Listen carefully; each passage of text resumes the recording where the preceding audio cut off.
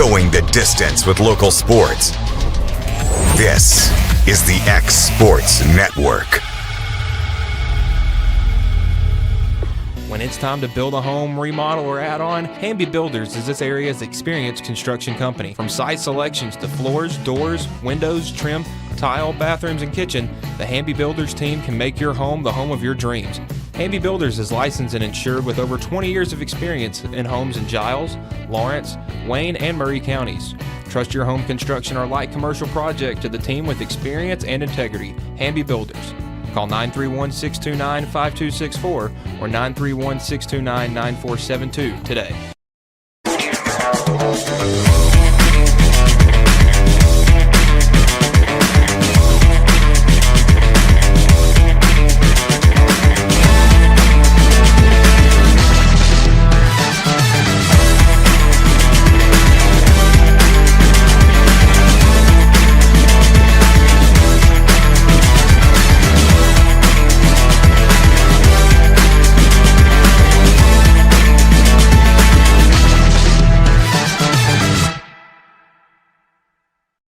Bring your outdoor dreams to life at Loretto Nursery and Landscaping. This one-stop shop can help you get your project done from start to finish. Go see for yourself. They have a wide variety of plants, from tropicals to ferns and trees, plus hanging baskets. What they have to offer goes beyond what looks good. They also supply concrete, mulch, compost, and drainage culverts. Don't forget about their on-lot buildings and chicken coops. You think that's all? You can also stop by to fill up your propane tank. Loretto Nursery and Landscaping has you covered. Stop by 409 South Military Street.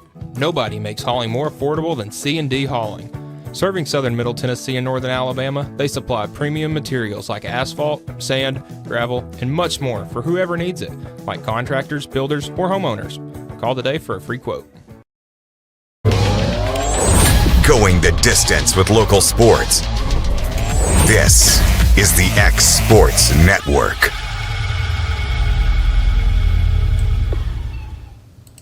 And welcome everybody here to the Friday Night Likes week number 4 edition here as we get you ready for all the high school football going down in southern Middle Tennessee and northern Alabama. AJ Good here with Michael Marks. And Mike, we got another exciting slate of games coming up here in week number 4. Some teams trying to separate from the pack and some teams just trying to get into the pack. Yeah, I mean, obviously, we've seen varying levels of success from teams here in Lawrence County. Obviously, the Wildcats still undefeated, Summertown with that one loss, and Loretto trying to get in the win column. And looking at the slate, it looks like a good opportunity for all three of our in-county teams to pick up a win tonight. Yeah, let's start with the first one right across the way here. Lawrence County on the road at Spring Hill. Spring Hill at 0-2. Lawrence County at 3-0, and they're county champs and cowbell champs for the first time ever that we can think of, unless people know of another time off the top of their heads. I'm sure they've done it in basketball, baseball, and some of the other sports, but. Wow, what a great first 3 weeks for this Lawrence County team to start off the year at. Yeah, honestly, came in with, they didn't know what to expect. It was a first-year head coach for the first time in a long time, so it was going to be a lot of change, and it seems that change has been very good. Obviously, it was a slow start for that first game at Summertown, but really ever since halftime of that game or late second quarter of that game, it has just been, kind of a head full of steam, just running through everybody, it feels like. Offensively, they've been great. Close to 400 yards total offense for every game so far this Lawrence County team has had. And man, they just keep rolling. I mean, it just seems like every game, no matter what the competition is, whether it gets better, whether it gets slightly worse, they seem to rise to the occasion and above. Right? Yeah, I said yesterday during our exports today that they honestly, it kind of felt like a lion almost, or a snake. They would kind of sit there and wait until their moment to strike, and once they did, it's over. And it's been that way in all 3 games. Yeah, they got the Spring Hill team tonight, 0-2. Hasn't looked that great. First-year head coach. Their quarterback's really good, Lionel Brooks, but this is going to be a challenge. It's almost a trap game. Region game is coming up. Your first one against Columbia on the road next week. You certainly don't want a letdown going into that. Yeah, and Spring Hill's obviously had a rough season, but they've played 2 very good teams coming in, Summit and Richland, and obviously their game last Friday was rained out, due to the bad weather. So, they've almost pretty much had 2 weeks to prepare for Lawrence County, which does bode well for them, but I do think that the Wildcats, they play like a team that doesn't look ahead, so I think that they'll be ready for a good team this week. Well, speaking of the Wildcats, we were able to catch up with them earlier this week. Here's what they had to say. Hey, Garrett, obviously a big win that you guys had here the other night, and beating them for the first time in over a decade, and bringing the cowbell back here to Lawrenceburg. Yeah, listen, it's always a big game. It's always been a big game. I think it was at 61 times we've played now. That's almost double the age of most of our coaches on staff, and so it's been a long tradition for a long time, and it's always been a great game. Always a great crowd, and the cowbells add a mystique to it, that's kind of been going on for Mickey Dunn and through all the greats that have come through Lawrence County, and we're just fortunate that we made enough plays to come out with them on Friday night. So very happy. It was huge in our moral, and going on to district and going in with a big lead and going in 3-0. It's been a while. 5 touchdowns, over 300 yards total offense. What a night. You're pretty locked in there. Yeah, I had a lot of help with Zacchaeus on the screen passes with those yards. Moving on to Spring Hill, and obviously it's a new week. You can't celebrate too long, and then now you got another challenge on Friday night. Right. Yeah. We're tickled with where we're at. It's as good as we can be as far as record goes. But we've got some things to clean up. We've got some things that we need to work on. And Spring Hill brings a different challenge. And that's what I told our guys and our coaches this weekend. Every team we play every week can beat you. And if you don't have that mentality, if that's not what you're thinking, if you go in thinking that you're better than this team or better than this, you're going to get beat. I've seen it too many times. We've seen it in college football. We've seen it in pro football. You see it in Pee Wee football. I mean, it doesn't matter. If you think you've won the game before you played the game, then you're in trouble. That other team's got a better chance. And our guys, I feel like they believe that. We've had a good couple of days here this weekend, and we'll see how Tuesday and Wednesday. We need to have a good day tomorrow. We need to have a good day Wednesday, and then we'll come back Friday and see if we can get a hold of them Raiders up there in Spring Hill. I think we're just going to stay the same mindset, going into it prepared, watching a lot of film, and try to go beat them. How quickly you guys move on from Friday, knowing that you got 7 more games after that? We moved on today. I mean, we celebrated over the weekend and then started watching film, moved on to Spring Hill quick. What's it going to take to get a win there on Friday night? Well, their quarterback is pretty tough. They do a really good job of mixing it up and moving guys around, and a lot of smokes and mirrors to get him a lot of different looks. He's going to be a great challenge. He actually, last game they played, he took a kickoff return back to pass, and so a lot of times you don't see that. You don't see the quarterback being the kickoff return guy and being that explosive. But he's explosive. They've got several guys that on defense that fly around and do some really good things. Their defensive coordinator, offensive coordinators are young guys, so they got a lot of energy, and they bring it. And I know they're going to have a lot of energy up there at home. I think it's their homecoming, which is great for us. And nothing like spoiling somebody's homecoming. That's a great, we still love doing that. I think the first homecoming ever was awesome to be spoiled, and we look forward to this spoiling their homecoming this week, hopefully. All right, Mike, keys to the game for the Wildcats tonight. Yeah, just play clean. Obviously, when sometimes when you go in playing a team that's 0 whatever in high school football, you can that gets in your head a little bit. And you're like, I'm going to try some things tonight, this, that, and the other. Wildcats just need to keep doing what they have been doing because it's worked so far, and just play mistake free, play penalty free, and they should be able to come home and with a good win leading into region play. Coming up next, Mike, we got a big region rivalry going down between Summertown and Mount Pleasant. Also, check in with Loretto as they search for win number 1 in 2025. That'll be when we return. Welcome to Mid-South Barndominiums. We realize there's a lot of options when it comes to finding a builder for your next home. Here at Mid-South, we understand that customer service, quality, and selections are very important. It's a very large time, money, and an emotional investment, and we're here to listen and care. We realize the kitchen's the most used and abused room in the house. Our cabinets are locally custom made from Sanderson Cabinets out of Lawrenceburg. They're real wood, poplar or maple, whether you paint or stain. All comes with slow close hardware and many pull-out different style options to choose from.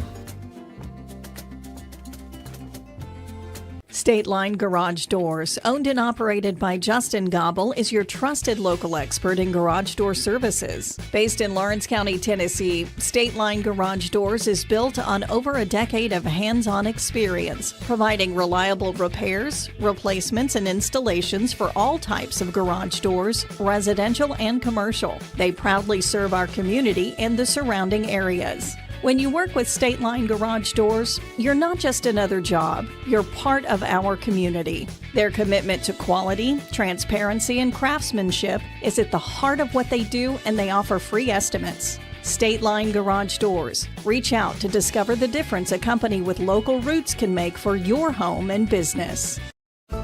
Pat's Cafe and Catering has been proudly serving customers in Lawrenceburg since 1987. For 4 generations, our family-run cafe has served up delicious breakfast and lunch favorites with friendly service and a welcoming atmosphere. We also offer full-service catering and can help to make your next party or event a success. For great food and friendly faces, visit us today at Pat's Cafe and Catering.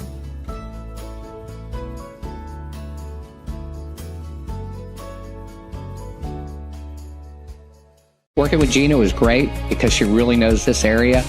I gave her the specifications of what I was looking for, and she took me right to my forever home. I met Gina when she sold my son's home within 5 days after it hit the market. With my home, from the day the sign hit the yard to the day we signed the papers, Gina was there every step of the way. Her involvement in the sale of my home was the best decision that I made. We never felt like Gina was pushing us to make a deal with a buyer. She knew what we wanted, and she worked diligently to get us the best offer for our properties. Working hard for my clients to make their dreams come true. Let me work for you.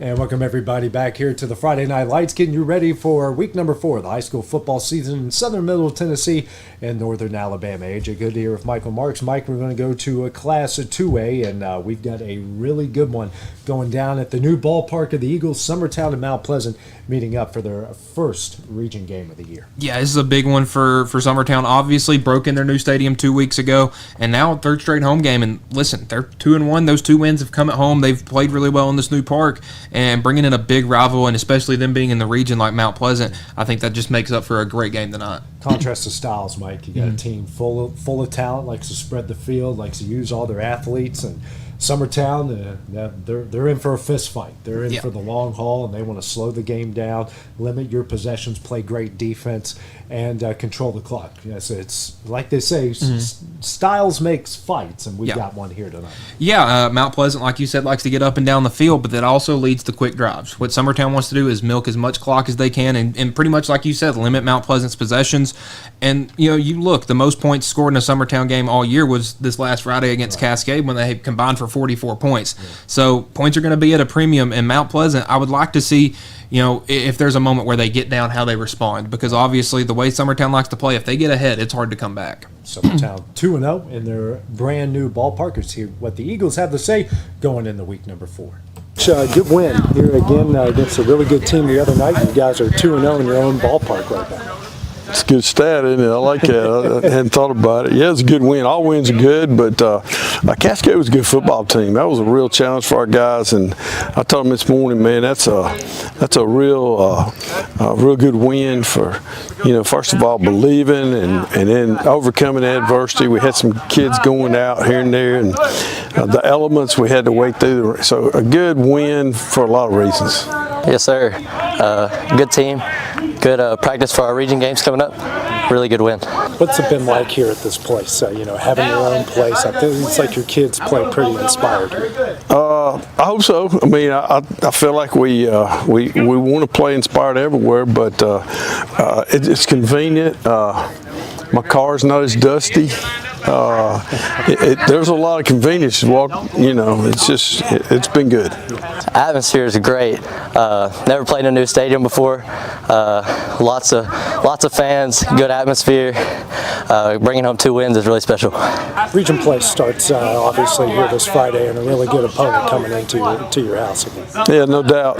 Probably one of the most talented teams in 2A, and You know, I saw they got beat the other night, but a very talented team, and they were last year, and they got us at our place. Had a chance to win that a couple of times and didn't, and yeah, good football team. We got a big challenge. I think Cascade was a good challenge, a lot of the same stuff, a lot of good skill guys, but I think we're ready.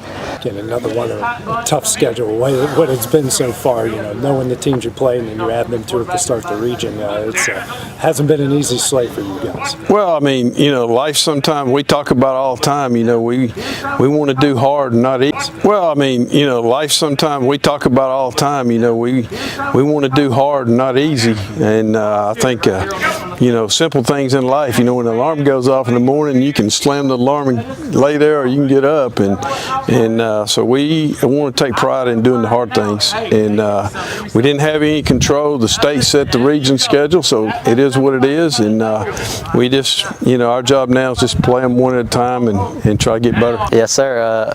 Always good to get better. You know, playing bad teams doesn't do you no good. So a lot of close games. It's really good for the guys. Favorite question: what's it going to take to get a win here on Friday? Well, as you know, we got to outscore them. We're trying to figure out a way to do that, but the more we can limit them, you know, that would help. And then we've got to play our game. I think everybody knows at this point what our game is, and it's run the ball, control the clock, and take some shots when we need to. Some people may say that's boring, but you know, I think we're pretty efficient with our guys. And I know one thing: it's been fun the last couple of weeks, and everybody here's had fun, including these guys. So you know, we're not shameful at all about playing our game, and that's what we got to do. So obviously Summertown tonight, Mike, is looking for a ball control game. I mean, look, you know, numbers-wise, don't have a ton on this roster, but what they do have is really, really stinking good. Yeah, and they're gritty too. And you know, I'd take a gritty team over a team with skill any day, especially the way Summertown likes to play. You know, they want to punch you in the mouth. And with Mount Pleasant, you know, they kind of got their fair share of that last week with Forest. You know, I think that would prepare them well for Summertown. But I'm going to go with the Eagles tonight. Yeah. Well, speaking of Mount Pleasant, we'll see what they have to say going into this big rivalry matchup on Friday. I know the other weekend, I guess you can say, didn't go the way you guys planned, but a lot of good stuff from you guys there the other Friday and Saturday. Yeah, no doubt. You know, we didn't get the outcome we wanted, but, you know, we knew it was going to be a tough game versus a good Forest program. You know, really special player there. They got it running back and tough quarterback and big offensive line. But we learned a lot about ourselves. You know, throughout that game, playing good competition. You know, I think you normally learn more from those situations than blowout games. But you know, it's a pretty bizarre night. You know, with the weather and everything like that. It was just quite an experience I've never had before. I mean, honestly, I learned I wouldn't want to be in that type of battle with anybody else. Obviously, it was a tough game. You know, a lot of lightning delays and stuff, and it kind of threw off our momentum at the end, but it doesn't define us as a team at all. Like you mentioned, good competition. It's only going to make you guys better in the long run. Yeah, no doubt. You know, non-region game. You know, everybody wants to be perfect and go undefeated. You know, but if you play good people all the time, that's probably not going to happen. You know, we got to correct the mistakes that we had. You know, we definitely had enough mistakes to correct and win the game. You know, if we had done those things better, but you know, we got to learn from it and move on, put it behind us because we have a huge region game this week. Obviously, it was a good competition. It definitely prepares us this week. You know, Summertown's always a good game. Last year it was a close one for sure. You mentioned big region game, starting region play, and having to go to Summertown. Yeah, no doubt. I feel like we play there every year. But no, it's a great school, great program, great coaches and players. You know, they're off to a good start. The kids play really hard. It's always a battle each and every year. Last year was an unbelievable game, and I wouldn't expect anything different this year. Just expecting to, prepare best we can, come out with the win, play tough football. But we need to work on penalties for sure. Like you mentioned, it seems like every time you two get together, this is a down to the wire type of game. Yeah, no doubt. You know, it was been down to the wire most of the time, and I mean last year was crazy with overtime, and I think both teams snapped it over the punter's head, and both punters still got the punt off, and it was just crazy and intense, and it's kind of a little rivalry, being so close to each other. But it's a region game, so it counts more than the non-district games, and everybody wants to get off to a good start in region play. What do you want to see out of your team here on Friday night?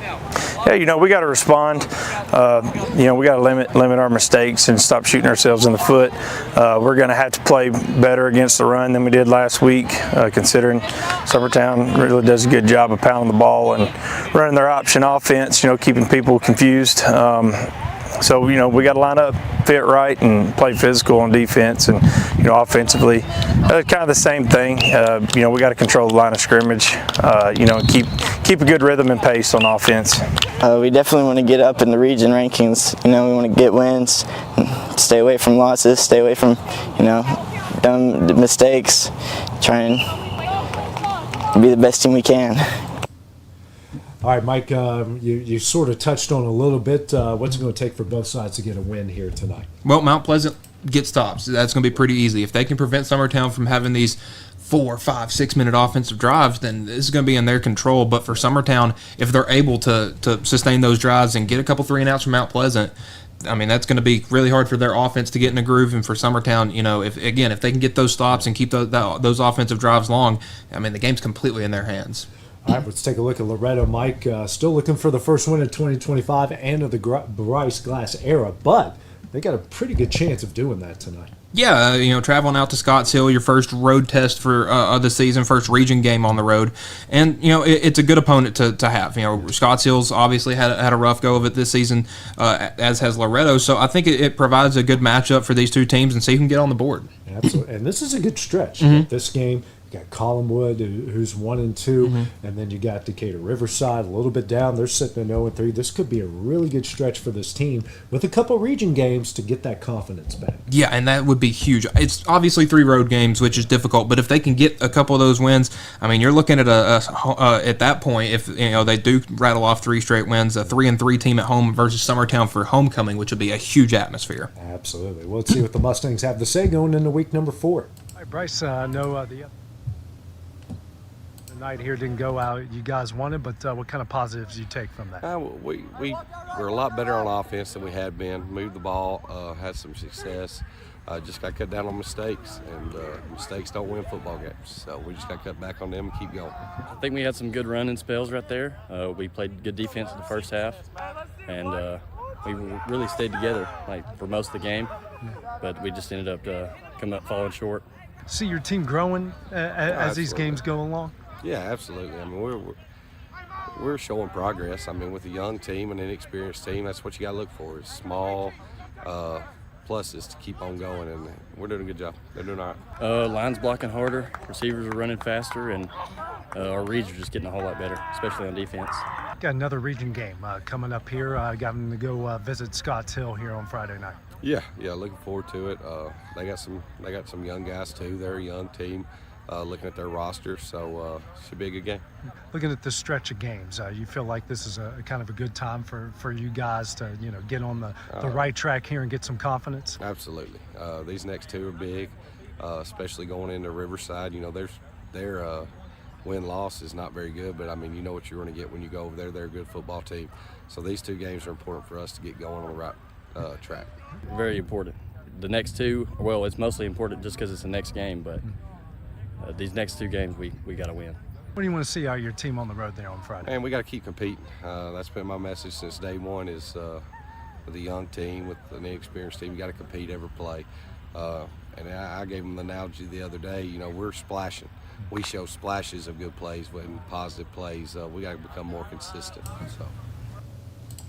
All right, Mike, keys to the game for the Mustangs here tonight. Again, win the turnover battle. They've struggled with that the past couple of weeks. And try to have a balanced offense. I mean, we've seen, in week 1, they try to throw the ball a lot. And they saw some success with that. Last week, ran the ball a little bit more, didn't throw it as much, didn't see as much success. So, try to have a balanced offense and get a couple of stops. Have a couple of drives where your offense looks good and your defense looks good, not one or the other. And I think they can come out with a good region win. All right, Mike, we're coming up next here. We're going to check in with Class Single A in the state of Tennessee, Wayne County, Collinwood, and Richland. Also take a look at our Alabama game of the week as Decatur visits Muscle Shoals. Here at Fields & Brown Barbershop, legacy means a lot.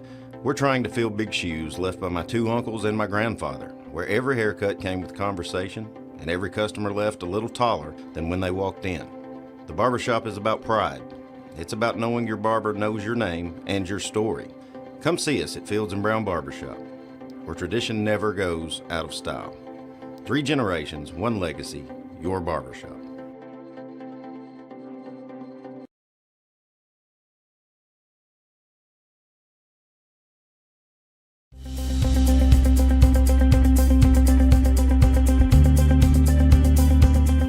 Arctic Air keeps your home or business comfortable.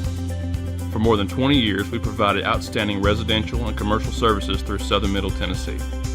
Whether you need assistance with your heat, air conditioning, preventive maintenance, or anything in between, trust our reliable team to get the job done. We'll take the time to figure out your specific needs and recommend what we believe is right and best for your situation.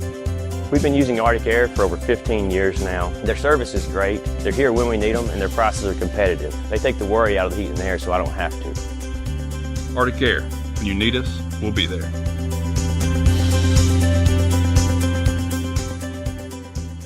Financial advisor Scott Beasley knows time spent with family is everything. As a founder of Beasley Wealth Management, his mission is to give clients the freedom to enjoy time with family without the burden of financial concerns. A local of Lawrenceburg, Scott deeply values building relationships with clients, ensuring they make informed decisions concerning asset management, tax planning, and retirement planning. Offering a free initial consultation, Beasley Wealth Management helps clients pursue their aspirations. A local law firm respected throughout the state. Generations of clients have turned to Boston, Holt, and Durham since 1948. We assist individuals and businesses with their legal needs, including real estate, property closings, personal injury, employment discrimination, and family law. Our clients get the personal attention and convenience of a hometown law firm with the resources and ability to handle any case. Come see us at Boston, Holt, and Durham. Going the distance with local sports. This is the X Sports Network. And welcome back here to the Friday Night Lights, the Week 4 edition, getting you ready for high school football across southern Middle Tennessee and northern Alabama. Mike, we go to Class A. Wayne County back in action tonight against Houston County and the Wildcats after winning a really good game against Richland in week number 1. Falling off here in back-to-back weeks, Summertown and Summertown and McNairy Central. McNairy Central. Almost got them and Richland mixed up there. But them and McNairy Central. The offense kind of came alive there at the end of that game against McNairy Central. And Wildcats trying to get back on board here tonight. Yeah, and you know, Houston County is another team that week 1 looked really good and then has kind of fallen off the last 2 weeks. So, you know, it's a good opportunity for Wayne County to get back back online. And, you know, they faced 2 good teams. Summertown and McNairy Central are going to be tough opponents, but they got a good Houston County team coming in. But I think with their play style, they'll be able to control the tempo of this game. Staying in Wayne County, Collinwood back at home tonight, taking on Franklin Christian. They got their first win of the year. Speaking of Scotts Hill, they went to Scotts Hill, shut them out 23-0, and they got a chance here for back-to-back wins. But Franklin Christian, no slouch at all. Yeah, if you just take 1 and 2 weeks 1 and 2 out of the book for Collinwood, I mean they're confident. 23-0 win over Scotts Hill on the road, and then you get to come back home against a Franklin Christian team that has won 2 straight games against some tough opponents. But I think it'll be a good matchup, and you know Collinwood's a physical team, so this would fare well for them. Absolutely, and Richland getting another chance back here tonight, and checking on who they're playing. At Huntland. So yeah, I knew it was a region game, but they got Huntland tonight, and that's going to be a big one for them. They've got a really tough region. Huntland, you never know. That's not an easy place to play. A lot of good teams have gone there and lost, and the Raiders certainly got a big task on their hands here tonight. Yeah, and I think Richland is prepared for region play excellently well. Obviously, there was a tough week 1 loss to Wayne County, and they're an old rival, but They play at a 4A team, Spring Hill. They play a 3A team in White House Heritage. Take 2 big wins there, leads you into a region play against Huntland, who's coming off a big win against Community. But I just think with Richland and their physicality, their toughness, and obviously their skill position players, that they just a bit too much for Huntland tonight. They're beating a 4A team. They're beating a 3A team. I mean, they should fare well in 1A. Yeah, they should. I mean, this team is tough, and they might have the best freshman quarterback in the state. That kid can be very well. It's going to be a lot of fun. Now let's go over state lines to the state of Alabama. Big one tonight. Muscle Shoals off to a great start. Decatur coming to town. Yeah, obviously 2 region foes. Decatur having a down year, 0-3, but they've had a very tough schedule with Jasper, Austin, and Buckhorn. But Muscle Shoals just looked dominant. Obviously they had Gadsden City come in there week 1. You had that game, and it was a dominant.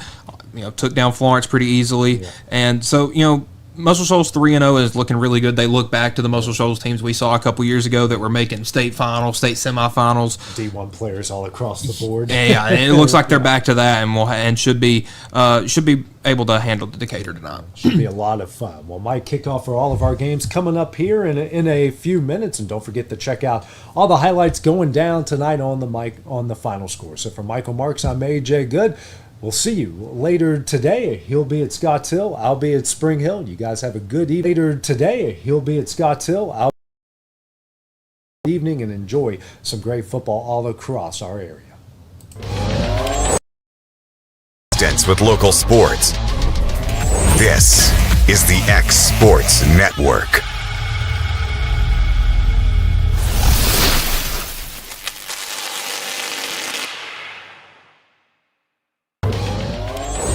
Going the distance with local sports.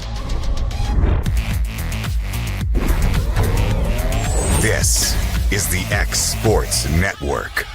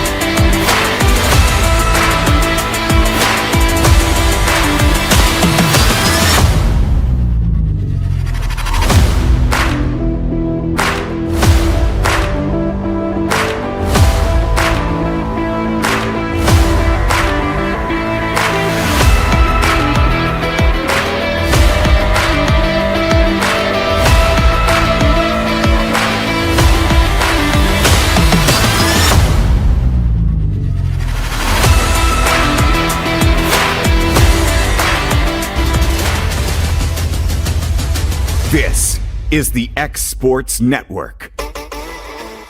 Welcome everybody here to Spring Hill High School. It is homecoming for the Raiders tonight as they will take on the Wildcats of Lawrence County. This is AJ Good here on the X Sports Network. Going to be bringing you what used to be a region matchup, now a non-region matchup here between these two. Lawrence County coming in at 3-0 on the year. They are the county champions, and they brought home the cowbell with a come-from-behind win against Giles County last week. The first time in recent memory that the Wildcats have won the county championship and the cowbell all within the same year. Starting off at 3-0 on the season, one of the big reasons has been the play of quarterback Logan Clayton. That combined over 300 yards total offense and 5 scores in that win over the Bobcats last week. He was instrumental not only on the ground but through the air as well, helping Lawrence County in that come-from-behind win over the Bobcats. One of the big reasons in Clayton's success was a play of Zacchaeus Everly, not 1 but 2 long touchdowns that helped the Wildcats not only even up the score, but also take them over in the late stages of the game. Everly is the team's leading receiver so far this year with over 200 yards receiving. Let's take a look at the series history between these two. Despite the closeness and proximity, this is only the 20th time that they have ever met. Lawrence County leads the series 12-7 overall. They have won the last 2, including the last time that these two met up just a little bit ago. Well, kickoff between these two is right around the corner as 3-0 Lawrence County will take on 0-2 Spring Hill.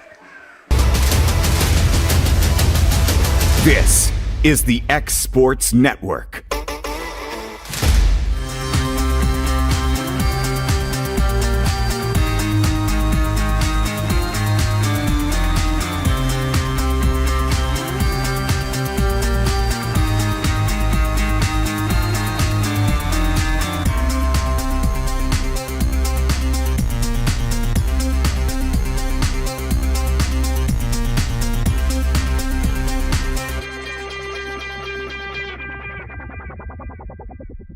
Some things just never go out of style, like craftsmanship you can trust. Since 1902, H.B. Brink & Company has been building more than homes, they've built trust. Locally owned and operated in Lawrence County, Tennessee for over a century, spanning 3 generations, extending their craft to surrounding counties, providing lumber, millwork, tools, and materials that stand the test of time. From custom homes to weekend DIY projects, if you need it, they've got it. Stop by 134 Depot Street in Lawrenceburg or give them a call today.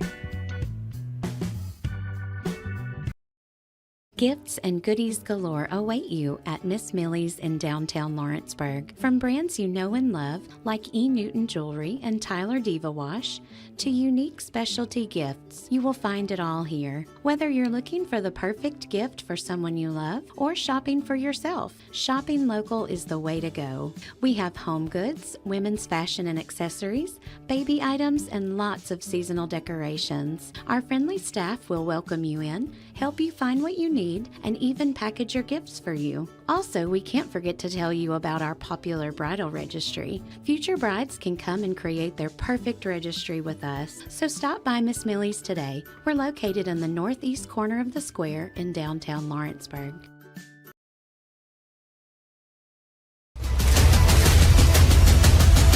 This is the X Sports Network.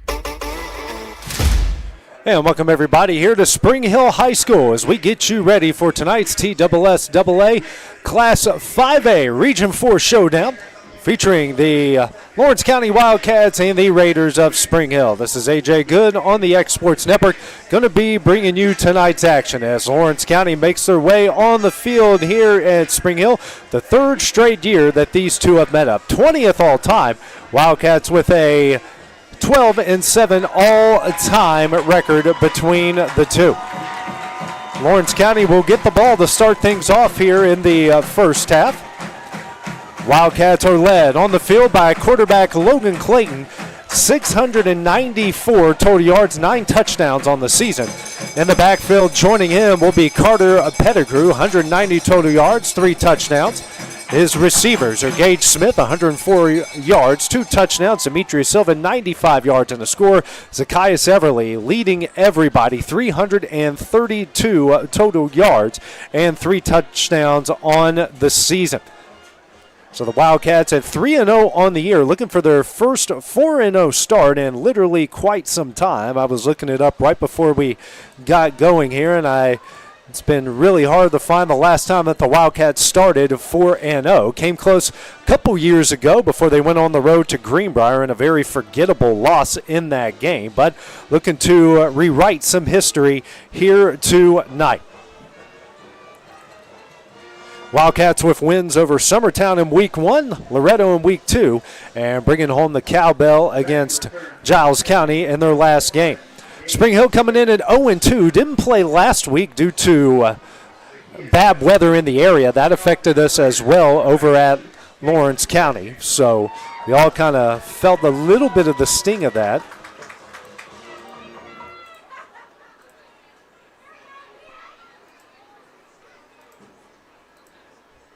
All right. Kason Deschamps on to kick it away here for Spring Hill. Back deep to return, Gage Smith and Zacchaeus Everly here for the Wildcats. Deschamps, pretty good deep kick, and Smith will field it at the 7-yard line. And it's a reverse, and this time it's a Carter Pettigrew, and he's got some blockers. Still on his feet and taken down at the 31-yard line, and that's where the Wildcats will take over 1st down and 10. Not a bad return here for Lawrence County, 25-yard pickup. Most of it attributed there to Pettigrew. So a little bit of trickeration, I guess you could say, to start things off here for Lawrence County as they have a 1st down and 10 from their own 31-yard line. Last week spent most of the game with all of their drives pretty much starting in their own territory. Obviously, when you score 42 points, have 459 yards of total offense, that's not what hurts you. Logan Clayton in the backfield at shotgun. 2 receivers to the left with a tight end, and already we have a whistle being blown. And one of the officials having a conversation with the white hat over here. Might be something with the clock. It says 1:23 on it. So obviously that's not where we are right now in the game. So good on the official. 11:23. I doubt that 37 seconds came off the clock there. So good on the official for catching that here in the early going. And things happen. You're not always going to have a perfect scoreboard setup, nor are you. I don't have perfect broadcast. I think you all know that by this point. So I'm going to get it all corrected here before we get up and going.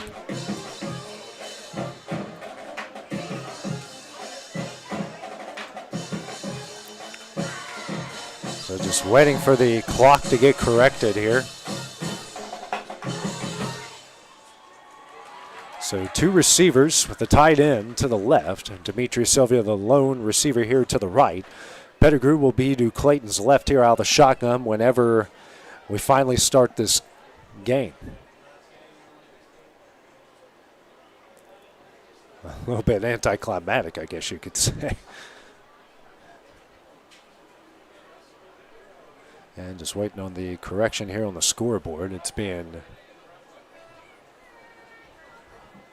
kept by one of the officials who's literally walking up the stairs up into the press box now.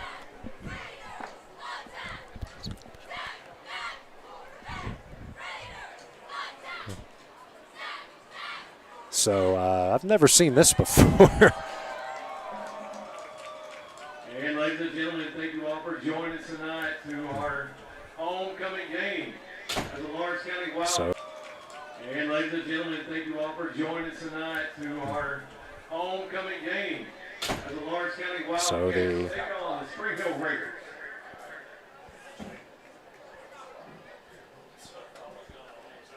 So I guess we got an official up here to actually get things going, and we do.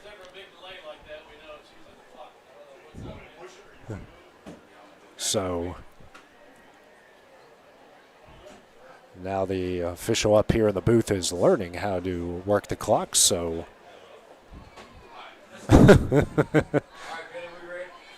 All right, we are ready to roll. 11:23 here in the first quarter clock.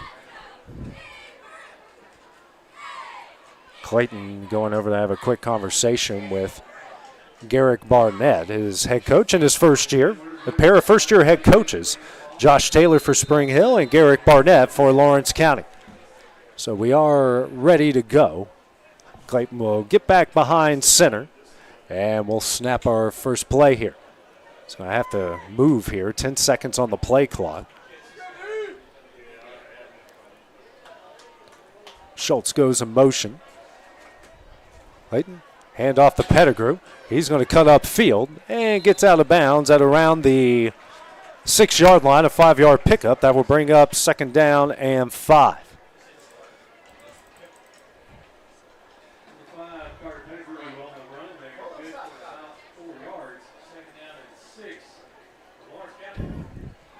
Second down and 5 coming up here for the Wildcats.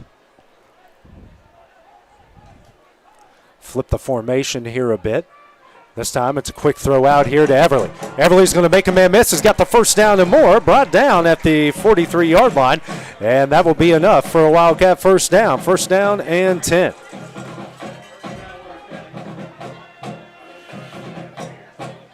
Seven-yard pickup on the play.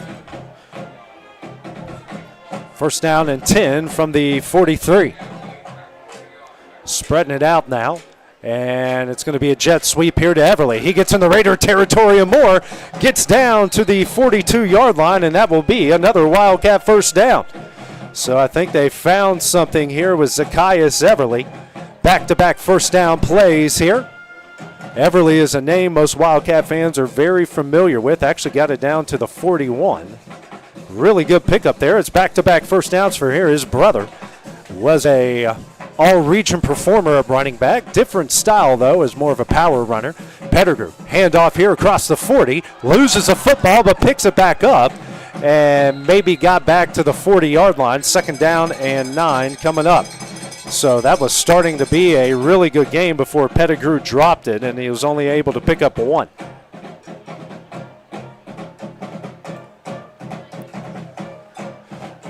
Wildcats at times will move pretty fast. We hit the 10-minute mark here in the first quarter. 2nd down and 9. 2 receivers to the left with a tight end. And we're going to go 5 wide as Pettigrew will split out with Demetrius Silva here to the right. Motion now from Pettigrew. And Clayton going to call his own number. Goes around the right side across the 30, 25, and down at the 25-yard line, and a first down for the Wildcats. Really good play there by Logan Clayton.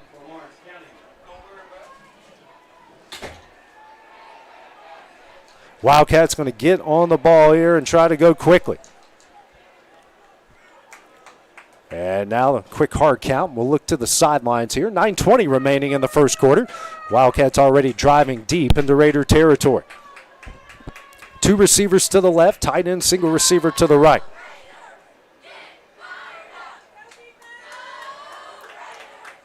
Now Pettigrew to the left. Silva will flip the formation. 3 receivers to the left, tight end to the right. Clayton hands off to Pettigrew over the right side and makes one man miss and gets out of bounds at around the 20 at the 19-yard line. 2nd down and 4 coming up.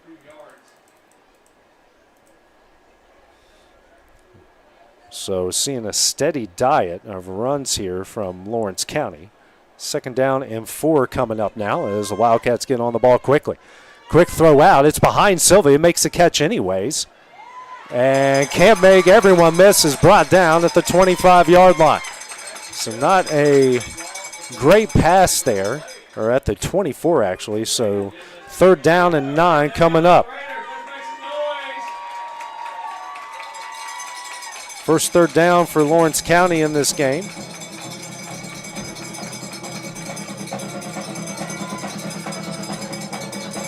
Two receivers to the right with the tight end, single receiver to the left. Man-to-man coverage, especially on the outside. Clayton comes pressure, and he's going to be brought down. A big sack by Spring Hill at the 39-yard line, and that will bring up 4th down.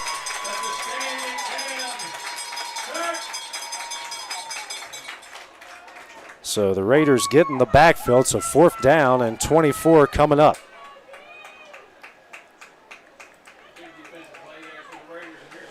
So Logan Clayton will be punting this one away for Lawrence County. Really good last week punting at 41.5-yard average.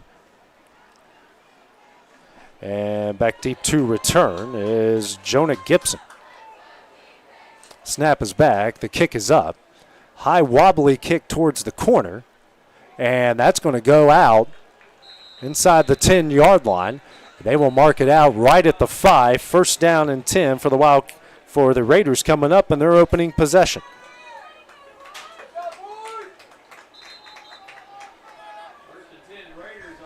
So 1st and 10 here for the Raiders coming up.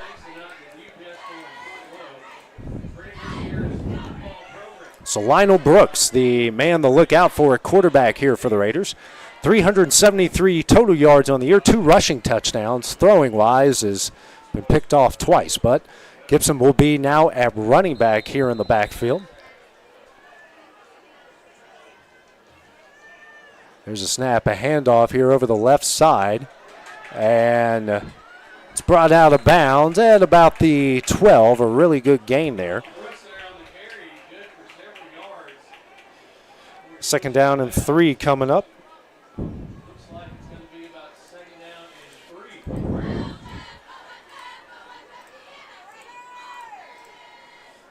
They're going to get on the ball, try to go quickly here. And they do over the right side, and he's got a lot of room and more across the 20 and brought down at near the 27-yard line. And that will be a Raider 1st down. 15-yard pickup on the play. Lawrence County had trouble stopping the run in the early going against Giles County last week, as they'll get on the ball quickly.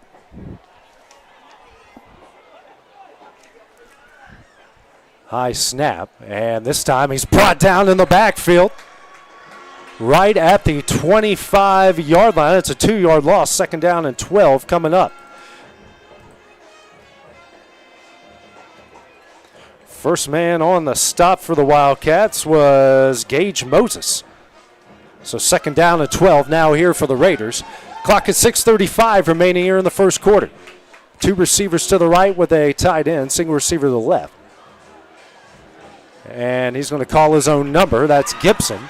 And brought down at the 34-yard line. A really good pickup. 9 yards on the play. Third down and 3 coming up.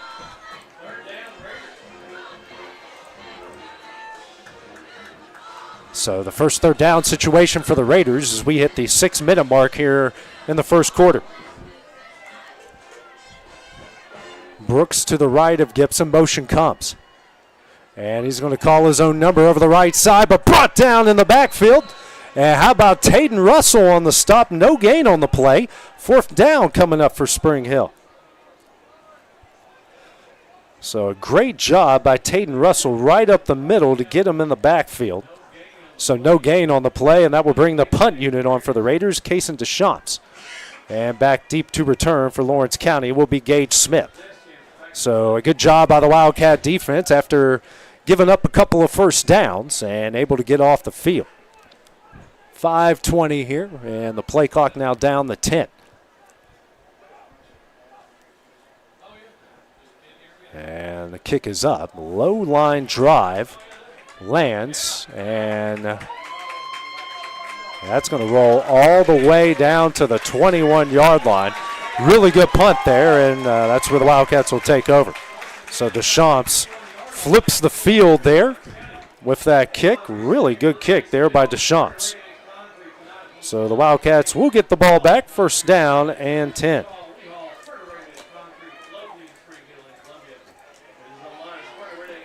So the Wildcats got deep into Raider territory, actually in the red zone on their last drive. Didn't come away with any points. Trying to change things up here. Two wideouts split out. You got Irizarry and Pettigrew in the backfield splitting Clayton. 4:58 on the first quarter clock, and Irizarry is going to get the handoff and brought down at about the 22-yard line. Second down and 9 coming up. So the Wildcats giving the ball to a bunch of different guys here in the early going. Second down and 9. About 8.5 kind of here. Two receivers to the right.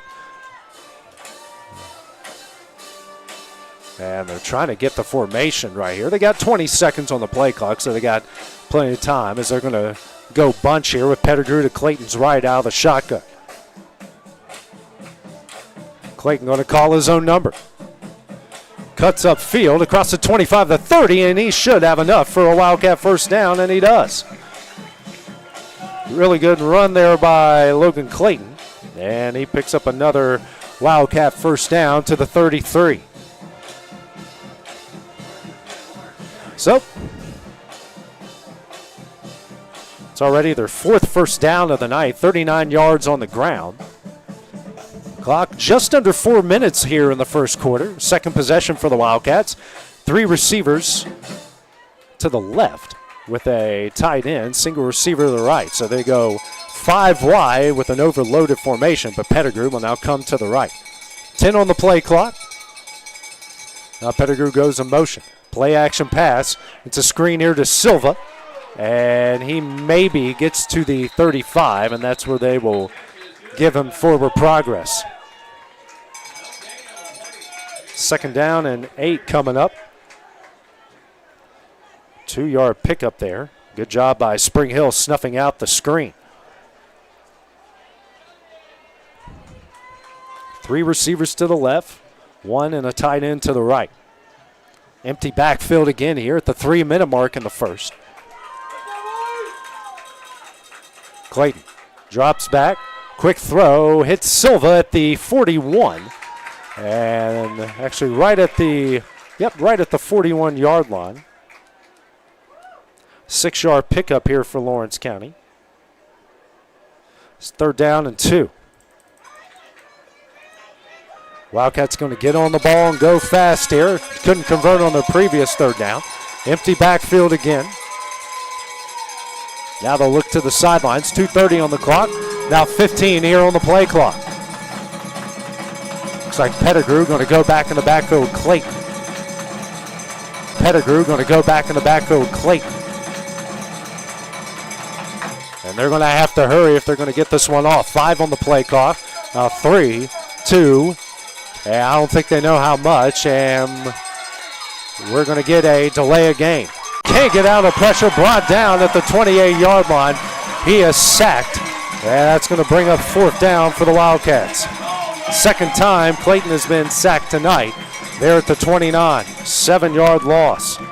So the delay of game and then add the sack. Now 4th down and 14. As Clayton will go back and punt it away again. Back to return is Gibson. Heels on his own 30-yard line. Snap is back. And a really good punt there by Clayton. Going to land at the 28 and continue to roll. Gibson going to field it at the 15.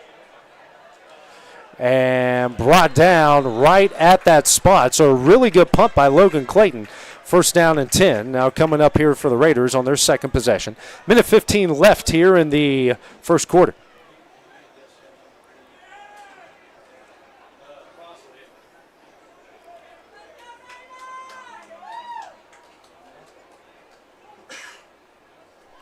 First down and 10 from the 14.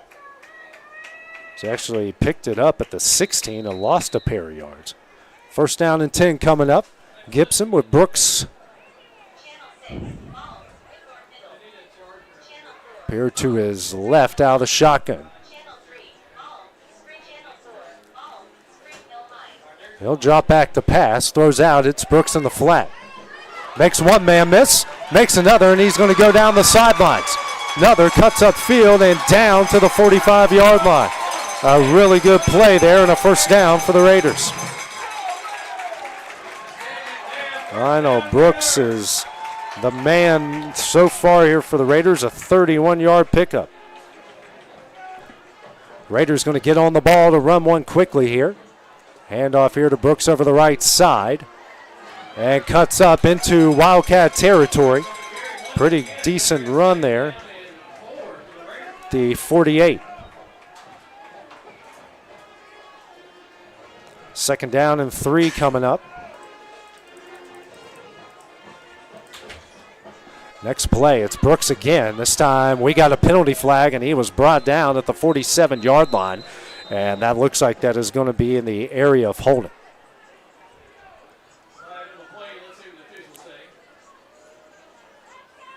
Will be holding here against Spring Hill. So that will certainly take him backwards. So will be from the ball at the 42-yard line of Spring Hill. Second down and 13 coming up.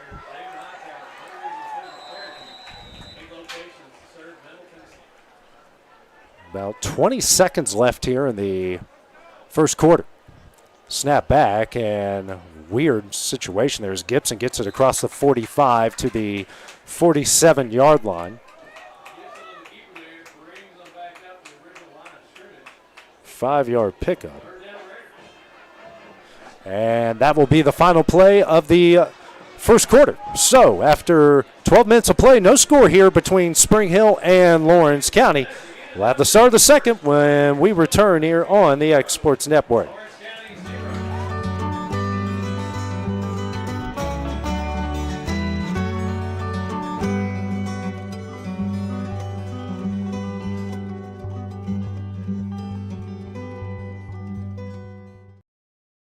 Are you tired of missing out on family life just to be treated like another truck number? Since 1986, Southeast Carriers has been a family-operated business based in Lawrenceburg, Tennessee. Being family-owned ourselves, we understand the importance of family, which is why we value it above all else. With our large number of dedicated lanes and our friendly staff, we are able to evenly divide your home time with the amount of time you spend on the road. We offer multiple benefits with large company pay now starting at $20 per hour, all while keeping a small company environment. For more information, visit our website, southeastcarriers.com, or check us out on Instagram and Facebook. This is the X Sports Network. And welcome back here to Spring Hill. No score here between Lawrence County and the Raiders. It will be 3rd down and 8 near the midfield stripe here for the Raiders from their own 47-yard line.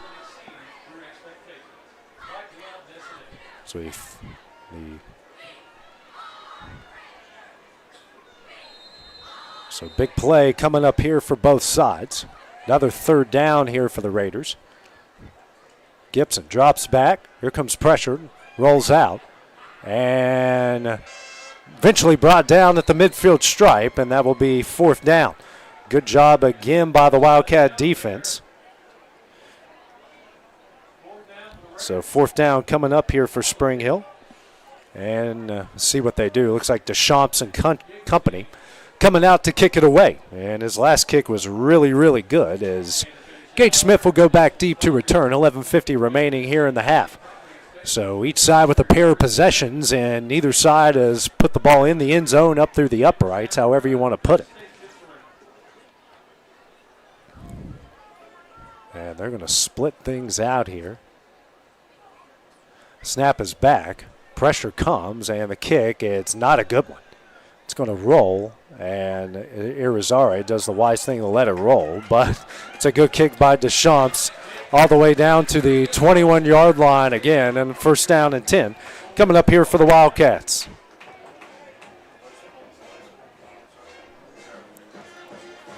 So the first 3 possessions for Lawrence County is net 4 first downs and 42 total yards. However, 0 for 3 on 3rd down, eerily similar to the start they had last week at home against Giles County.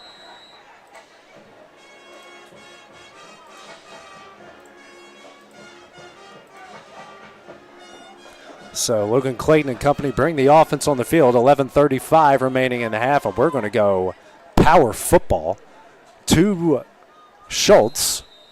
And a big offensive lineman behind, but a timeout will be called here by Spring Hill. The first time out after seeing that one, so we will take that break with them here on the X Sports Network. Being raised in Tennessee, we believe in the importance of family and community. Creating a positive experience at our family-owned and operated business is one of the ways we share that belief. Being in an accident can be extremely stressful. When it came time for my repairs, Mashburn's made it easy. I am lucky to have a wonderful company in my community like Mashburn's Collision Center.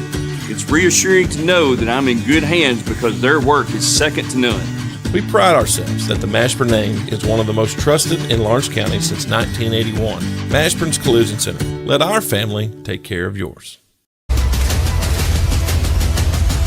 This is the X Sports Network. Spring Hill, you're forced to use their first time out after seeing that power formation by Lawrence County to come out here for their 3rd drive.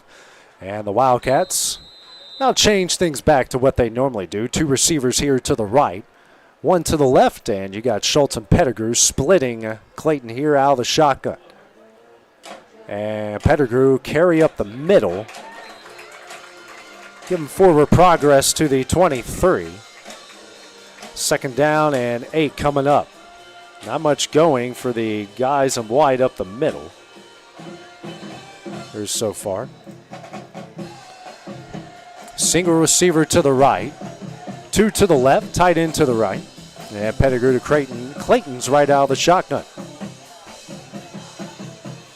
And Clayton, play action pass. Going to throw it deep downfield as Smith, and we got a penalty flag.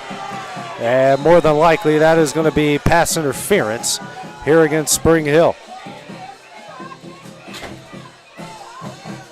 And it will be pass interference here against the Raiders. So it'll be a 1st down for the Wildcats. And taking a shot and get a big play out of it in the process. So they'll mark the ball at the 37-yard line.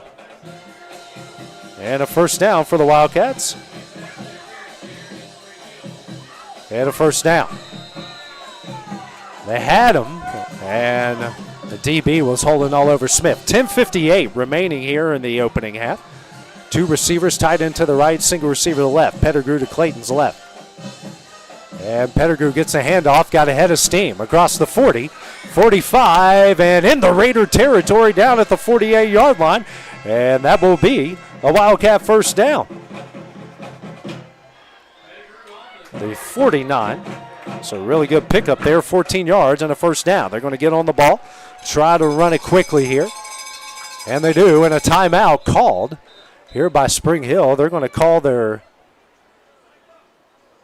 second timeout here of the half, and we will take that break with them on the Exports Network. At Smith Tax and Business Service, we offer many services. Along with personal income tax prep, we also offer tax preparation for corporations and partnerships. If you're a small business and looking for some extra help, give us a shout and we'll get you fixed up. Call Mary Beth Smith, Marion Matthews, Brooklyn Bates, or Michelle Staggs to find out how we can help you. Located at 208 Pulaski Street, phone 931-244-6633. This is the X Sports Network. And Spring Hill is forced to use their second timeout so far here of the half as the Wildcats went fast there once they got the ball into Raider territory. Clock stops at 10:37 remaining in the half. No score here between Lawrence County and Spring Hill, each side with 2 possessions and each side with a pair of punts. Wildcats here, second time they've gotten a drive in the Spring Hill territory. The first one actually got into the red zone. They just weren't able to punch it in from there. So first down and 10 from the Wildcats from the Raider 49, and they're going power football here. Spring Hill called a timeout on this previously. Max Taylor goes in motion. And it's a handoff to Pettigrew. And he gets across the 45, rumbles down to around the 40. 9-yard pickup, second down and 1 coming up.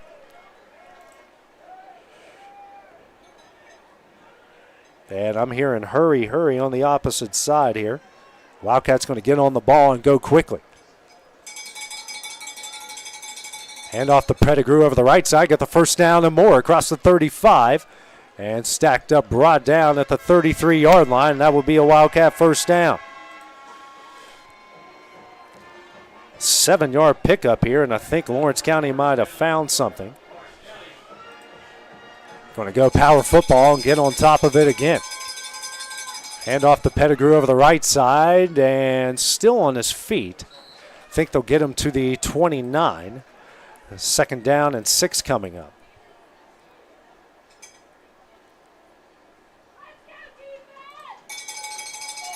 So the Wildcats now will bring out their skill positions out. 9:35 remaining in half. Second down and 6. 2 receivers to the left with a tight end. Single receiver to the right. Clayton drops back. And he is sacked again for the 3rd time tonight at the 35-yard line. 3rd down and 11 coming up.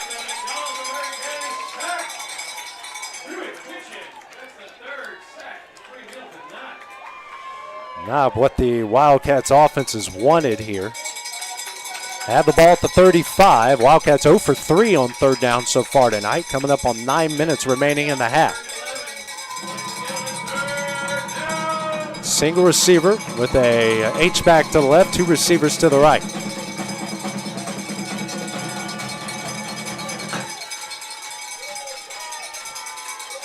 Clayton, motion comes. And it's Everly here on the jet sweep. He cuts upfield. He's across the 30, and he gets to about the 22-yard line, and that will be enough for a Wildcat first down. Really good run by Zacchaeus Everly. 13 yards and just enough for the first down. Third first down by Everly on the night. 2 jet sweeps and a quick screen. 8:20 remaining here in the half. Wildcats with their second best drive of the night. 2 receivers to the left, H-back, single receiver to the right. Pettigrew to Clayton's right here out of the shotgun. Motion comes here from Smith. This time it's Smith getting the jet sweep. And he gets across the 20 and looks like out of bounds at the 15-yard line. So Gage Smith gets a carry, 7-yard pickup. Second down and 3 coming up.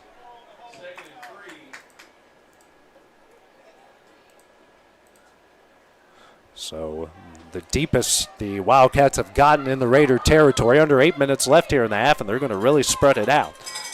2 to the left, H tight end, receiver to the right. Pettigrew to Clayton's left here out of the shotgun. Pettigrew up the middle. He's got some room to the 5, into the end zone. Touchdown, Wildcats. And they get on the board first here with 7:50 remaining in the half. And Pettigrew, touchdown number 4 on the year, a 15-yarder, and it's a Wildcat touchdown.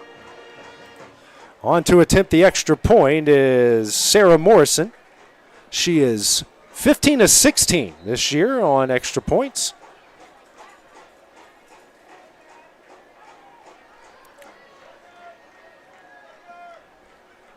Snap is back, the kick is up, and the kick is good. 7:50 remaining here in the half. Lawrence County leads this one 7-0. We'll have the next Raider drive when we return here on the X Sports Network. The Raptor Series from Hustler Turf. A premium line of residential mowers designed with a wide stance for operator comfort. A one-piece 11-gauge steel frame and welded steel deck for added durability. Finished off with premium Kawasaki V-twin power. We are Hustler Turf, and this is Hustler Country.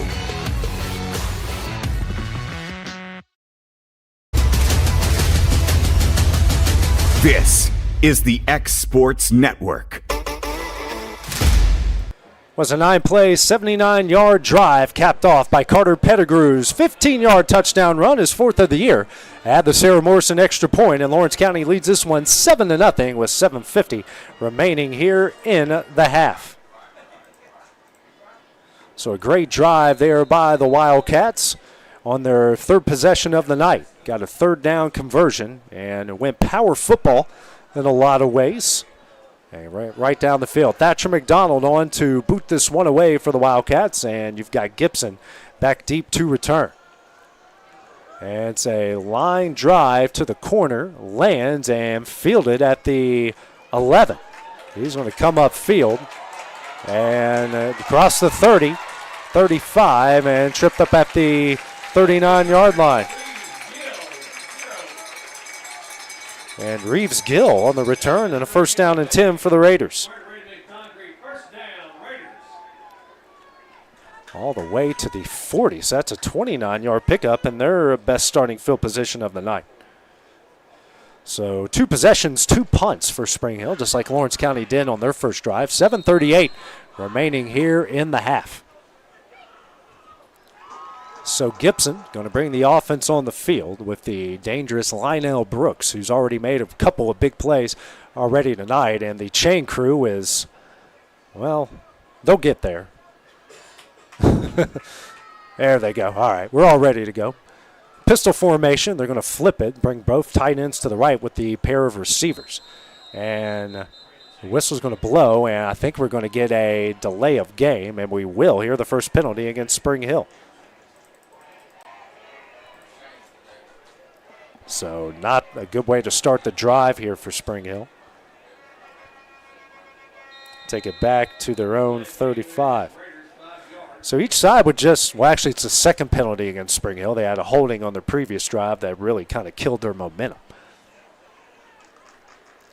And they're going to flip the formation again with the 2 tight ends to the left, 2 receivers to the right. Now they'll flip it again. I think they're just going to run the same play. And I think we're going to get a offsides here against Lawrence County. The DB was right on top of the receiver, and that's what we're going to get. So we're just going to go back to original line of scrimmage. So 2nd penalty.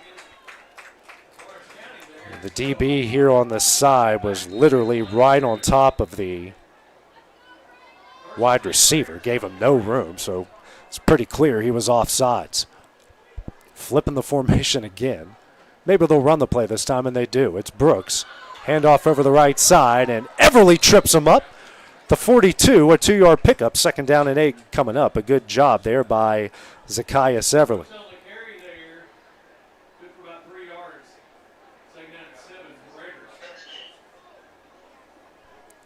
Everly with probably the best tackle from either side on the night here in the open field. Pistol formation again. Now they'll look to the sideline.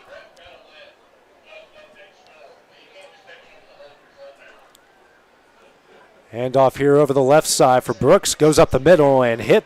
Still on his feet.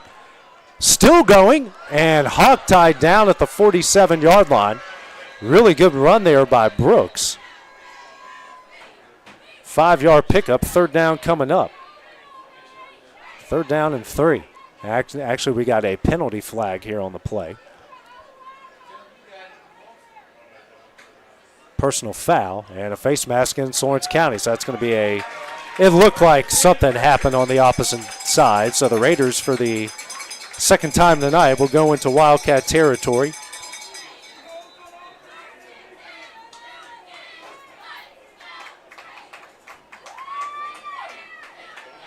Ball placed at the 38-yard line.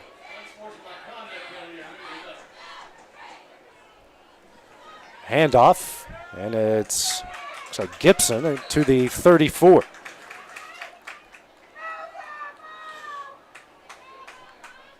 Was Gibson. 4-yard pick at second down and 6.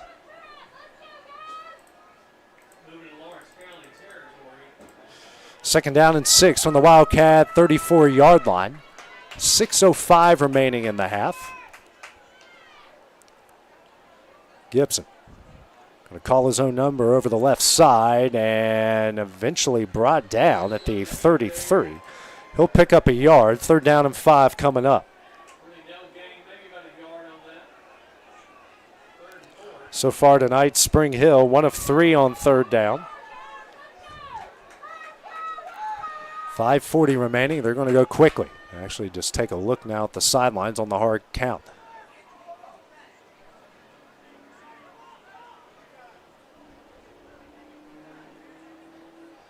Gibson hands the Brooks over the left side and short. He gets it to the 30, but he's going to be about a yard short of the first down.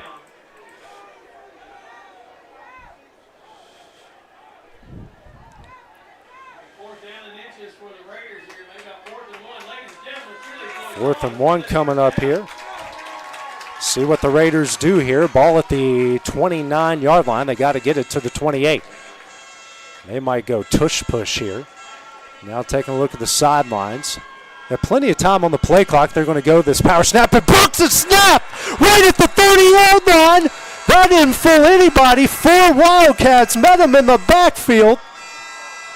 Gavin Schultz the first one there, and the Wildcats will take over first down and 10. 4 Wildcats there were waiting on him when they did that run to the sideline and give it to him quickly out of the shotgun, and he ran into an absolute brick wall. And the Wildcats will take over first down and 10 from their own 30. 4 minutes, 45 seconds remaining in the half. Spring Hill will get the ball out of halftime, so we'll see what the Wildcats can do here. They can certainly get up and down the field quickly.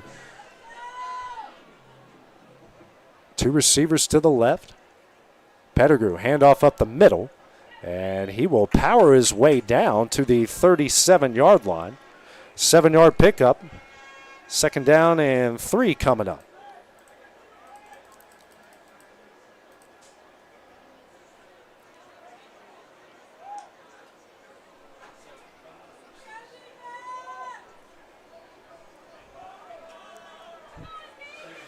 Second and 5, excuse me. And Clayton going to call his own number, got a lot of room, and slides down to the 47, and that will be a Wildcat first down. 10-yard pickup.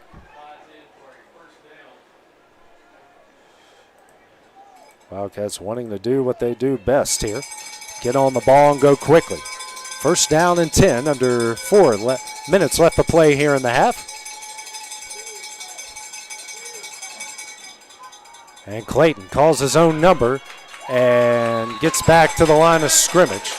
Second down and 10 coming up. Did all he could just to get back to the line of scrimmage. On the play action pass. He's already been sacked 3 times here so far tonight.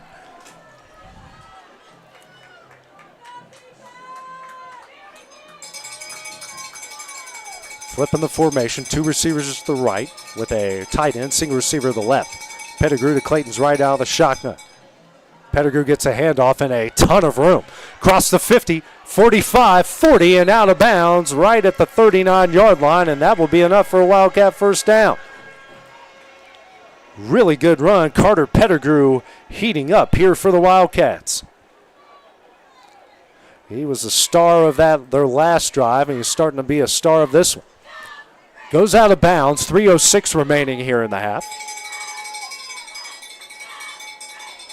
Two receivers much to the left. Tight end, single receiver way out to the right.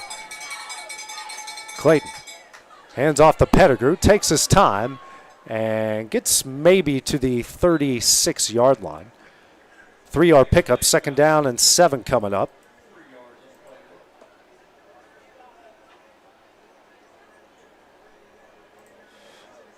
Going to get the clock moving. 2:45 here. All placed at the 36-yard line. 2nd down and 7. Wildcats in Raider territory for the 3rd time tonight. Clayton, play action pass. Going to launch it deep. Has a man, and in and out of the hands of Silva. That will be incomplete, and 3rd down and 7 coming up. Had Silva, and Silva couldn't hang on. I believe it's the first incompletion for Lawrence County tonight. Haven't had much success through the air outside of a pass interference penalty and a quick screen to Everly for a 1st down.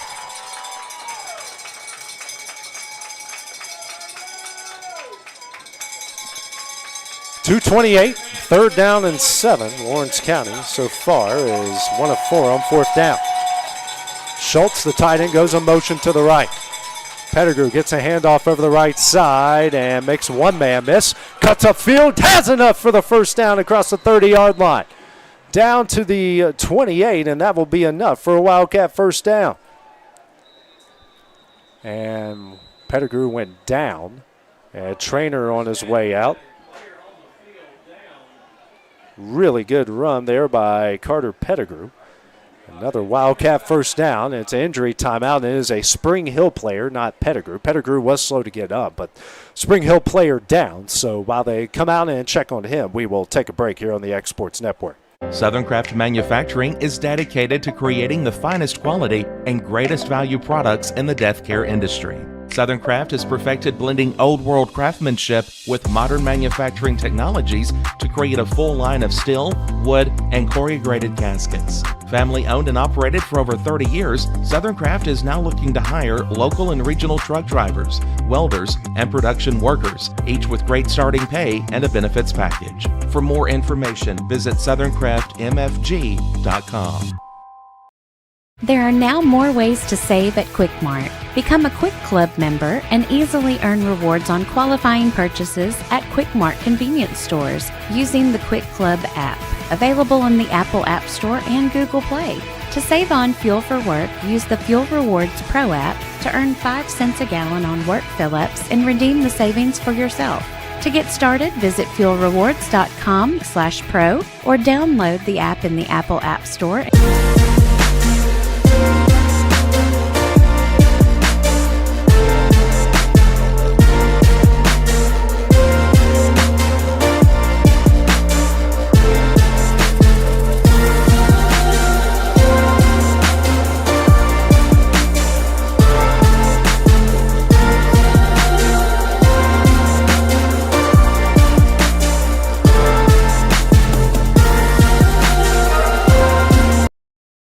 Got primary care? Find your way to better health with primary care by One Stop Medical. With decades of combined experience, you'll find a one-on-one relationship just like the old days, but with the convenience and technology of today. When One Stop Medical does primary care, it's the best. Call today for an appointment and find your way to healthy living. Serving Lawrenceburg, Pulaski, and Hohenwald. Phone 931-244-8220. Primary care by One Stop Medical at its best. Make your lawn a legacy. At Legacy Lawn and Landscapes, we put more than 16 years of experience into your goals. We won't meet your expectations, we'll exceed them. We offer consultation, installation, maintenance, hardscapes, construction, and land clearing services. Owner John and Jamie Brewer with their team are dedicated to providing the highest quality landscape services to commercial and residential clients in Middle Tennessee. Service, teamwork, results. That's how you leave a legacy. This is the X Sports Network. Andrew Brather there on the play, slowly making his way. He was hurt on the Lawrence County sideline and slowly making his way back to his own sideline and not putting much pressure at all on his right leg. We hope the best for him and hope this is nothing serious. So a tough break there for Spring Hill. Wildcats, though, after a Carter Pettigrew first down run on 3rd and 7, an 8-yard pickup, has it first down and 10, 2:15 remaining here in the half as they lead Spring Hill 7-0. Bunch formation to two receivers bunched to each side. Pettigrew gets a handoff up the middle, spins, and brought down the 22-yard line. 6-yard pickup, 2nd down and 4 coming up. Wildcats going to be in no rush here. Have the ball, trying to kill as much clock as they can. Minute 45 left. Clayton drops back, throws over the middle, and it certainly looked like the DB got there early. Pass intended for Gage Smith, but it's incomplete, and that will bring up 3rd down and 4.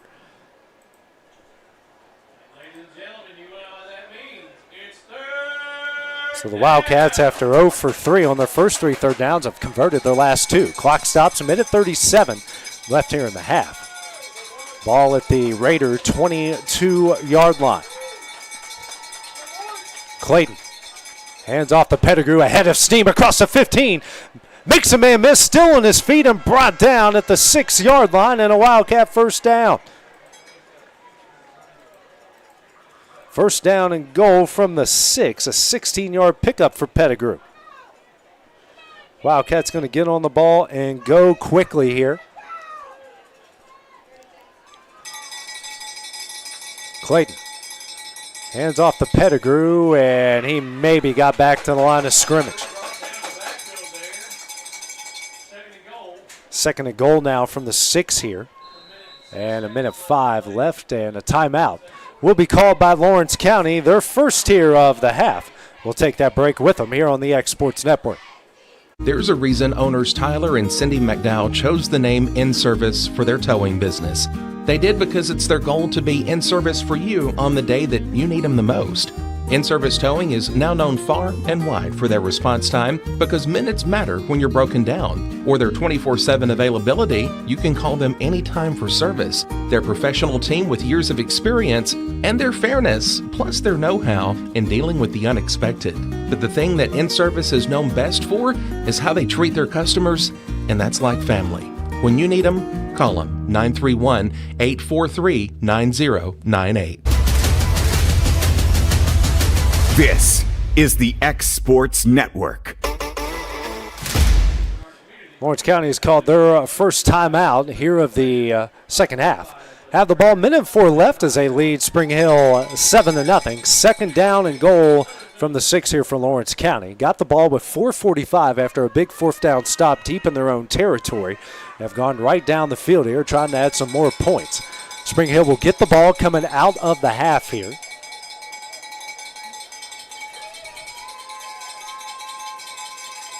First down and 10. Clayton going to call his own number over the right side, cuts upfield and into the end zone. Touchdown, Wildcats, and they lead it 13-0 with 55 seconds remaining here in the half. So Clayton, his 10th total touchdown of the season, and gets the Wildcats a 2-score cushion. Sarah Morrison on to attempt the extra point here for the Wildcats.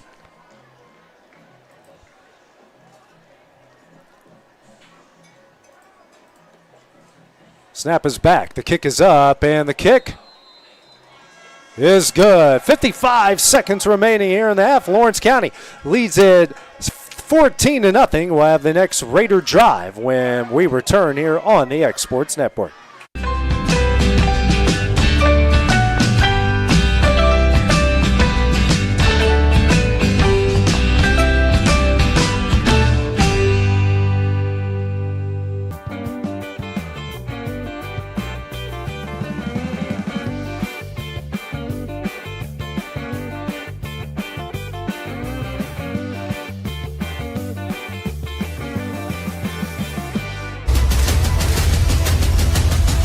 This is the X Sports Network. A 12-play, 70-yard drive capped off by Logan Clayton's 6-yard touchdown run. His 10th total touchdown of the year. Add the Sarah Morrison extra point. And Lawrence County leads this one 14-0 with 55 seconds remaining in the half. Reeves Gill and company. Gibson back deep to return. 55 seconds remaining. Spring Hill with only one timeout remaining here in the half. Thatcher McDonald to kick it away. A low line drive hits a Spring Hill player, and he will field it. See where they give him forward progress to. I don't think that was the design there. It just happened to be there at the 42. Yeah, 42-yard line. That's where they'll take over first down and 10. So almost kind of a break there for Spring Hill. Not having to go too deep here. Don't think that was on purpose there by Thatcher McDonald.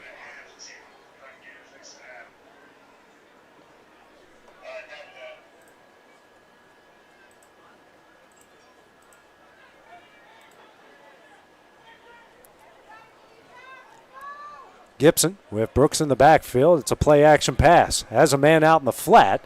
Makes the catch. And maybe got a yard. Second down and 9 coming up. That catch was Luca Ferriello. 1-yard pickup. Second down and 9 coming up. Spring Hill going to get on the ball here quickly. 30 seconds left. Gibson drops back. Throws a screen to Brooks. And Brooks breaks a tackle across the 40 and down to the 39-yard line. First down coming up here. See what Spring Hill does here. And we'll spike it. So it'll be second down with 16 seconds left. Really good pickup. Brooks has done practically everything for Spring Hill in this game. Second down and 10 coming up. For everyone asking, we will show the band performances, so we like the bands as much as you do, so everyone don't have a panic attack. Gibson throws out to Brooks in the flat, and Schultz is there to make the tackle. Actually, Trey Irizarry makes a play, the 40-yard line, and Spring Hill will call their final timeout. With 8 seconds remaining here, a really good play by Trey Irizarry. And they have the ball at the 40, so third down and 11 coming up. And another tackle for loss here for the Wildcats. They've bent some here in the first half, but haven't broken yet. Spring Hill's defense bent a little as well, but they have broken on their last 2 Lawrence County possessions. So 8 seconds left, Spring Hill with no timeouts remaining. Third down and 11.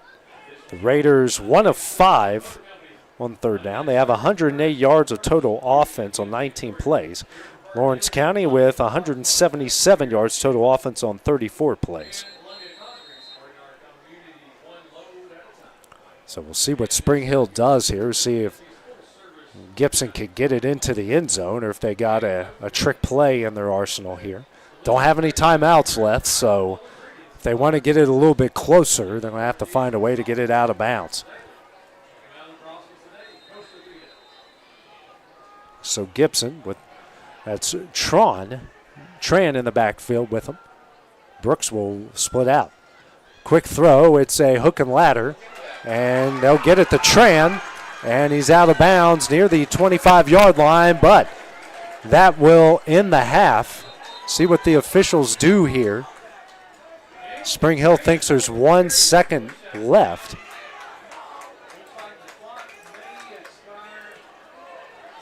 See what the officials do here as Deschamps is on the field.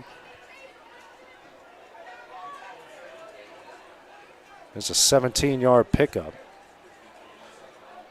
I mean, that did kind of feel like a play that went 8 seconds. And they are going to put 1 second on the clock here. Deschamps on the attempt the field goal. And nope, they're saying that is the end of the half. And Spring Hill The official does here.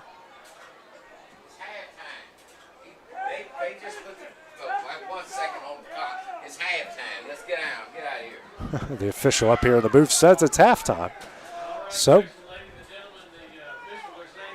that will be halftime. So that will end the first half. We go to halftime. Lawrence County with a 14-0 lead over Spring Hill. We'll take a couple-minute break, see if we can get the bands out on the field for their halftime performances. Lawrence County will be first, so that will be when we return here on the X Sports Network. Welcome to Mid-South Barn Dominiums. We realize there's a lot of options when it comes to finding a builder for your next home. Here at Mid-South, we understand that customer service, quality, and selections are very important. It's a very large time, money, and an emotional investment, and we're here to listen and care. We realize the kitchen's the most used and abused room in the house. Our cabinets are locally custom made from Sanderson Cabinets out of Lawrenceburg. They're real wood, poplar or maple, whether you paint or stain. All comes with slow close hardware and many pull-out different style options to choose from.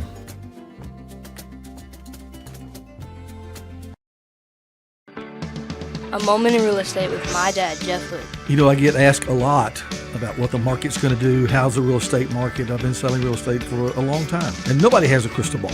And you know what? When it's your time to buy or your time to sell, it really doesn't matter what the market's doing. It's your time, and you have to do something maybe. What makes a difference is the agents and the experience that go to work for you. We're Keller Williams Hood Company, located here in Lawrenceburg, Tennessee. We can help. Hood Company, powered by Keller Williams, the #1 name in real estate. Hey guys, I'm Kyle Hammock, General Manager here at Heritage Automotive, your Chevy GMC dealer in Lawrenceburg, Tennessee. I'm from Marshall County, Tennessee, where I went to Cornersville High School. I attended Cumberland University. After Cumberland, I went into the United States Marine Corps to serve the country. After that, I went right back into the car business. I'm very familiar with the car business. I have been around the car business pretty much my entire life. And my commitment to you is to ensure the most competitive new and used vehicle pricing on the market, as well as the best service around. Well, we'll treat you like family here at Heritage Automotive in Lawrenceburg, Tennessee.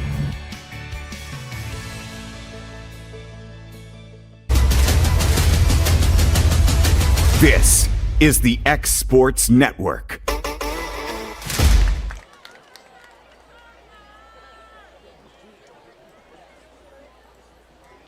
Take the field and performance when you're ready.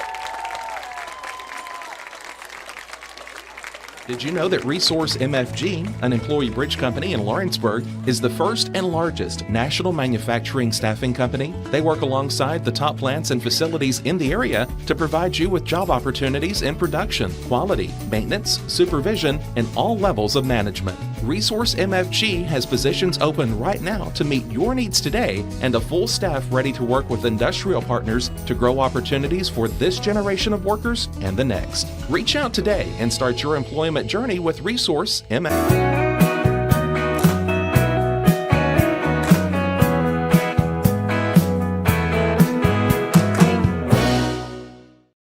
Welcome to the newly remodeled Brass Lantern. For over 30 years, we've been serving delicious food to excellent people.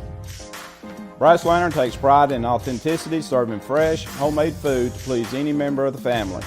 From mouth-watering to one-of-a-kind steaks served with gourmet marinade, to salad with our signature honey mustard dressing, specialty fruit tea, drafts, and much more. Our food is always prepared daily. Whether you come in with friends or family, you'll appreciate that fresh is better. Want to take the next steps in taking care of your health? Tennessee Valley Allergy Services can make your goals a reality. Their team of doctors, nurses, and medical professionals are dedicated to providing allergy care and treatment, such as drops and shots, to fit your exact needs. Their expert services are for anyone ages 2 and older. Whether you struggle with environmental or food allergies, they've got you covered. Discover a better you at Tennessee Valley Allergy Services, located right next to the Zaxby's in Lawrenceburg. Book online or call 931-325-0757 to schedule your appointment today. Arts, crafts, stationery, journals, books, educational toys, wrapping paper, devotionals, greeting cards, and much more can all be found at Paper and Thread in downtown Lawrenceburg. Shop local to find the perfect gift or have a custom gift basket made for just the right occasion. Paper and Thread has a party room now available for birthdays, classes, and so much more. We could go on and on about all the neat things you'll find at Paper and Thread, but you just need to hop in your car and head down there.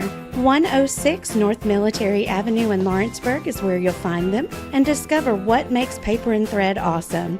That's Paper and Thread in downtown Lawrenceburg, 106 North Military Avenue, just north of the square. A&M Medical is Lawrence County's newest medical clinic, specializing in urgent and primary care. Practitioners Andrea Bain and Meredith Hutton bring years of experience and compassion to keep you and your family healthy. A&M Medical features a separate well waiting room to meet your needs. Visit today and ask about A&M's weight loss program and telemedicine services. That's A&M Medical, located at 2367 Highway 43 South in Leoma, Tennessee.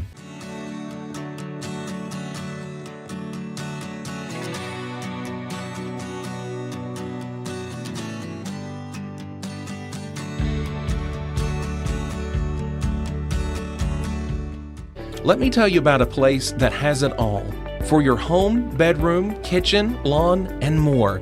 It's a home-owned and home-operated business that's been around for over 70 years, so you know they're doing something right.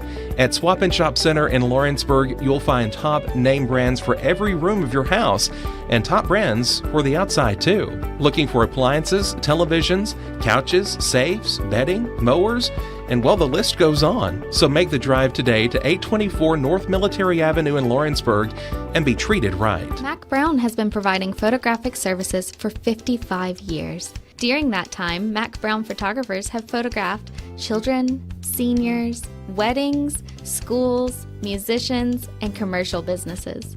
The studio takes great pride in producing quality photographs and services for its many clients. While the studio has adapted as times have changed, their goal of providing excellent photography has remained constant. For more information or to schedule an appointment, visit their website at macbrownphoto.com or give them a call at 931-762-4263. Let the professionals at Mac Brown Photography turn your memories into treasures.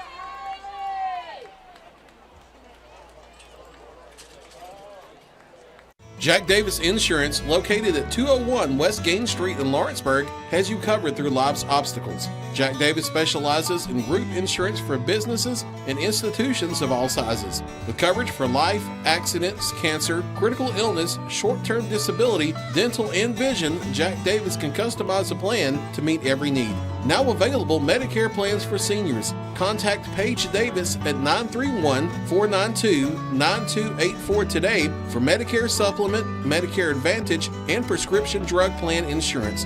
Serving Lawrence and surrounding counties since 1987, call the team at Jack Davis Insurance today at 931-242-5225. LUS is committed to our customers, from providing and maintaining energy-efficient utility services to friendly, helpful customer service. LUS is there. At LUS, we're always challenging everything we know, every day. We strive to improve efficiency and reliability while focusing on our responsibility to our customers and the community. It's our promise to provide dependable service to our customers every time. Because we don't just work in Lawrence County, we live here too.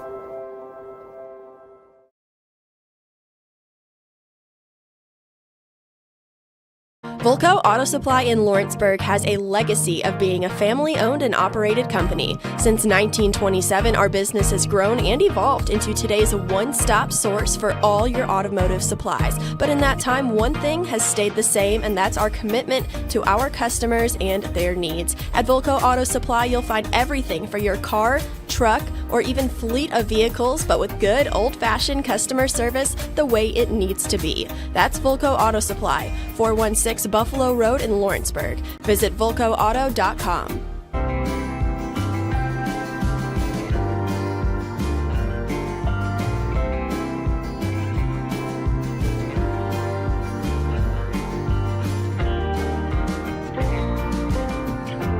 Hey everyone, this is Landon Saunders. And this is Nate Patterson with Cloud9 Fiber. We're excited to finally be able to offer Lawrenceburg our blazing fast, reliable, and affordable fiber internet services. If you're looking for a more reliable and more affordable provider, we at Cloud9 Fiber have you covered. Plans start at $50 a month, and we can offer up to a gigabit to your home or business. We are excited to be able to offer your first month of service entirely free. We encourage you to sign up on cloud9fiber.com or by calling 931-201-9098 so we can help you make the switch to.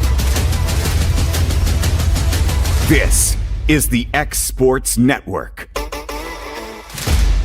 And welcome everybody back here to Spring Hill High School. Get ready to start the second half here between Lawrence County and Spring Hill. Wildcats leading the Raiders 14-0 after the first 24 minutes of play. Let's take a look at the first half stats. Lawrence County 177 yards on 34 plays. 3 of 6 on third down, had 3 penalties for 25 yards. Spring Hill had 125 yards on 20 plays, 3 penalties for 30 yards, 2 of 6 of third down, 0 of 1 on the fourth down. Leaders-wise for Lawrence County rushing, Carter Pettigrew, 16 carries for 117 yards and a touchdown. Zacchaeus Everly, 2 carries for 28 yards. Logan Clayton, 8 carries, 14 yards in the score. Gage Smith, a carry for 7 yards. Trey Arizare, 1 carry for 1 yard. For Spring Hill, Lionel Brooks, 8 carries, 37 yards. Jonah Gibson, 6 carries for 22 yards. Passing-wise, Gibson, 5 of 6, 66 yards. Lawrence County, Logan Clayton, 4 of 6 for 10 yards.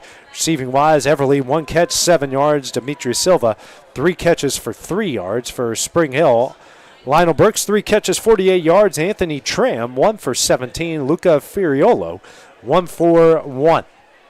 So that is your first half stats. Is Lawrence County will come on and kick this one away to start the third quarter. I was looking up some stats during just looking at some records during our halftime performances. If the Lawrence County can hold on and win tonight, it will be their first 4-0 start. And correct me if I'm wrong, I'm more than willing to be corrected here. It's their first, if they win tonight, it'll be their first 4-0 start since 1964 when the Wildcats went 9-0-1. So something to look at as the Wildcats will get going, as Thatcher McDonald will kick this one away with Gibson, Gill, and Brooks back deep to return. Here's a kick from McDonald, another low line drive kick fielded, and he was down at the 32-yard line, and that's where the Raiders will take over first down and 10. Tried to get up with it, but his knee was down and only allowed to go so far. So first down and 10 here for the Raiders from their own 32. Not their worst starting field position here tonight. They've been okay for the most part. 11:57 here in the third quarter as Gibson and company will bring the offense on the field. Lionel Brooks has been as advertised. He's been just about everything, and he's going to split out at wide receiver. 5 wide look here by the Raiders. Now Brooks will go in motion, and we're going to have a penalty flag, and it looks like we're going to get a false start. And we will, and that will knock the Raiders 5 yards backwards. So first down and 15 now for the Raiders. 4th penalty of the night. Back to their own 27. So moving backwards before the first ball is snapped. Motion comes from Brooks, a low snap, and Gibson has to call his own number. Nowhere to go. A trio of Wildcats, Taden Russell, Max Taylor on the stop to the 25. That's a 2-yard loss. And we'll bring up second down and 17.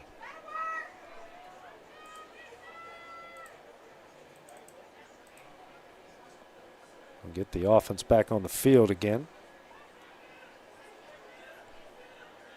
5 wide look again.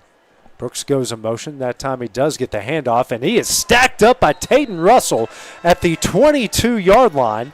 They're going to go 3 yards more backwards. Third down and 20 coming up.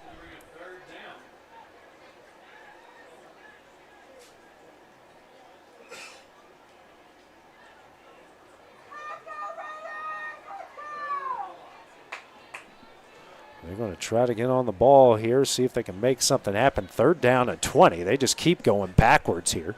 Minute in. Gibson drops back. Throws over the middle, in and out of the hands of his intended receiver. And the punt unit will come on the field here for Spring Hill, a 3 and out. And believe it or not, ladies and gentlemen, it's just our first 3 and out of the night. So a good defensive possession here for the Wildcats to start things off.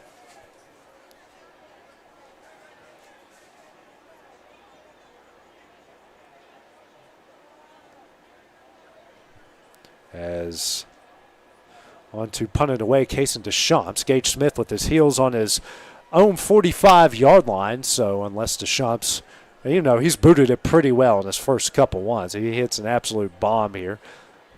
And pressure comes. And speaking of, Smith makes a diving catch at the 43-yard line. And Deschamps absolutely ripped into that one. But Wildcats will have the ball. First down and 10 from their own 43. A really good kick there by Cason Deschamps. He's had good kicks in all 3 of his punts so far. So first down and 10. Wildcats with a really good starting field position here. I believe this might be their best. 10:42 remaining here in the third. After having the punt on their first 2 possessions, the Wildcats have now scored on their last 2. Again, 177 total yards in the first half. Clayton hands over to Pettigrew, got a lot of room, cuts upfield, and we'll get to the 47-yard line. And a little bit extra there at the end of it. Couldn't see. Second down and 6 coming up.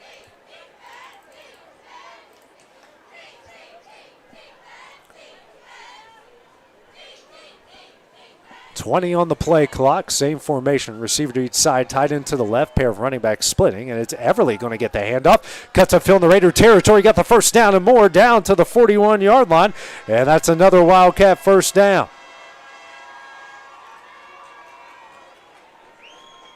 Really good move by Zacchaeus Everly. And the team leader outside of Clayton in total yards came in with 332. He's closing in on 400 for the season.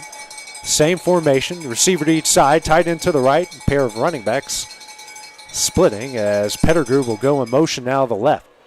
And Everly cuts up field, spinning, and got to the 40. 1 yard pickup, second down and 9 coming up. Good job by the interior of the Raider defense to find a way to get Everly down. 9:20 on a rolling third quarter clock. Lawrence County leading 14-0. This is their first possession of the second half. Getting the ball after forcing a Spring Hill 3-and-out on their opening possession. Same formation here for the Wildcats. Clayton gets the offense ready. Drops back, play action. He's going to throw it deep, and it is underthrown. Intended for Silva, and that will bring up third down. Had Smith open, but Silva open, but underthrew him. Third down. Lawrence County was 0 for 3 on their first 3 third downs, but then the since converted 3 in a row. And try to keep the drive alive here. Third down and 9 from the Raiders 40. Clock stops, 8:53 here in the third. 2 receivers to the left, tight end, receiver to the right. Pettigrew to Clayton's right out of the shotgun. Everly goes in motion, play action pass. And it's a screen to Pettigrew. And tripped up down at the 33. 7-yard pickup. So 4th down and 2 coming up, and they will more than likely keep the offense on the field here. And they will. So it's 4th down and 2. They got to get to the 31. Ball spotted at the 34, so it's actually 4th down and 3.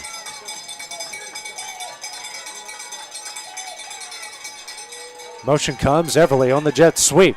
Cuts up field, and he's going to be short. And that's going to be a turnover on downs and a first down for Spring Hill.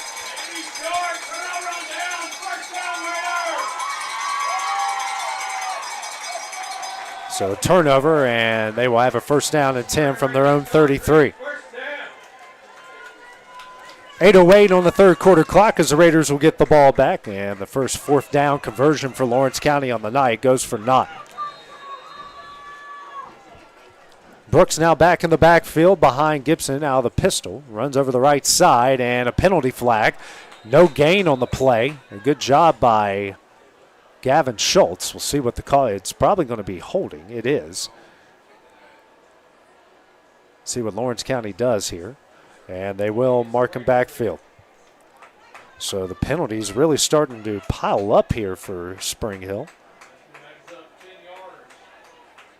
We'll take it back to the 22. So 1st and 20.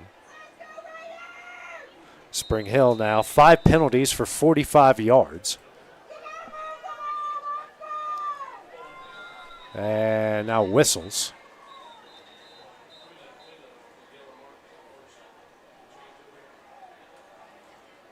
Yeah, actually the 23.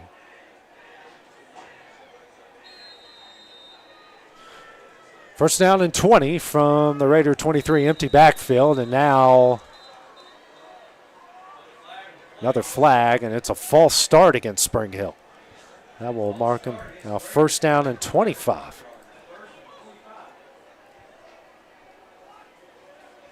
That takes it all the way back to the Raider 18.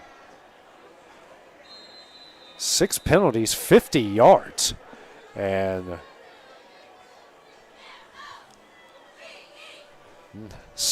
first drive started with the penalty. Second drive starting with back-to-back penalties. 7:35, a rolling third quarter clock. Gibson with Brooks behind him out of the pistol. Drops back. Pressure comes. Rolls out. He's going to take off. And Everly brings him down at the 18-yard line. And looks like we're going to get a penalty flag here against Lawrence County. Got back to the line of scrimmage. I think they're going to get Russell on a late hit.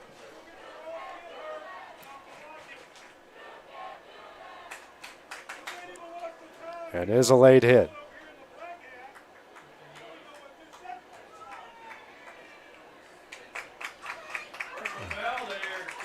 Should take it to 33. That will move him. Again, it's not an automatic first down. So it'll be 2nd down and 10 now instead of 2nd and 25.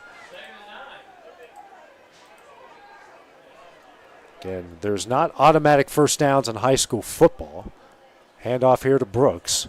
And Brooks cuts upfield and across the 40 and stumbles down the 42-yard line. 9-yard pickup there. 3rd down and 1 coming up.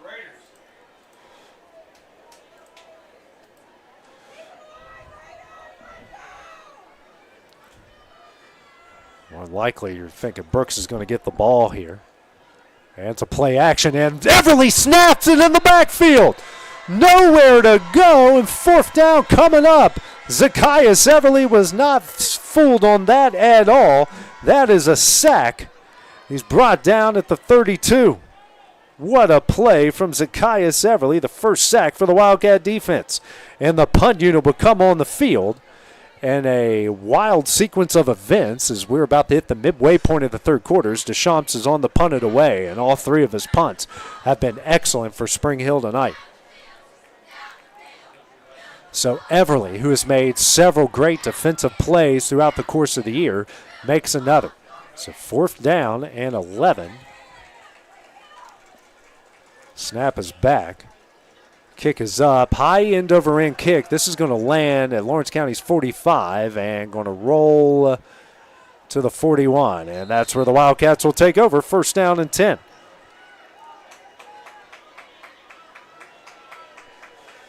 So the Wildcats will get the ball back. Good starting field position again. They got into Spring Hill territory on their last possession, but got stuffed on a 4th and 1. Or 4th and 3, I should say. Got stuffed about a half a yard short. 5:43 here in the 3rd, and the Wildcats for their 2nd possession here in the 2nd half. Their 6th of the game. Still leading at 14-0. As Logan Clayton bringing the offense on the field. 2 receivers to the left, 1 to the right. Schultz, the H-back to the right. Pettigrew to Clayton's right out of the shotgun. And whistle's blowing, and we're going to get a delay of game. The 2nd delay of game against Lawrence County tonight. So that takes them 5 yards back to the 35. Or 36, I should say. 5 penalties for now 45 yards against the Wildcats. 1st down and 15 after the delay of game. Clayton, quick throw out there is Zare, and he's tripped up. 2nd down and about 14 now off the 1-yard pickup.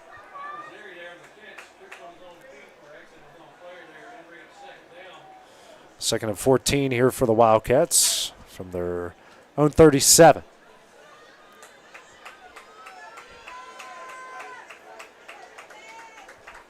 Spring Hill's really been loading up the box a lot tonight on the Wildcats.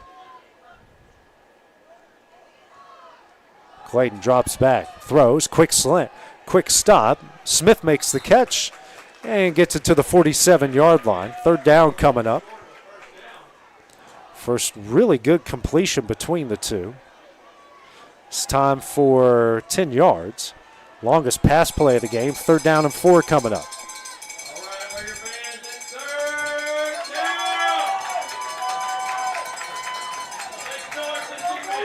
Pair of running backs in the backfield. And it's Everly with the head of steam across midfield. And they're going to mark him about a yard short. So it'll be 4th and 1.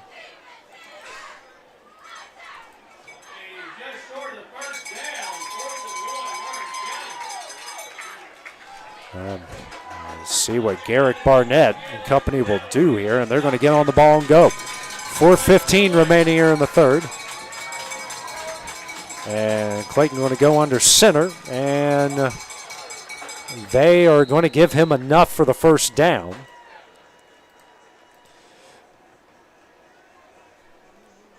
Right at the line to gain here. That will be enough for a Wildcat 1st down, so their first 4th down conversion of the night. And they'll continue to drive. Right at the 4:04 mark here in the 3rd quarter. Lawrence County, their 16th 1st down of the night. Staying with the two-back look with Pettigrew and Everly. Smith and Silva split out wide each side. And Gavin Schultz H-back to the left. Play action pass. Clayton out. Going to call his own number. Across the 45, the 40, and out of bounds. At the 39-yard line, very close for a Wildcat first down. We're at the 40, so it will be a yard short. Second down and 1.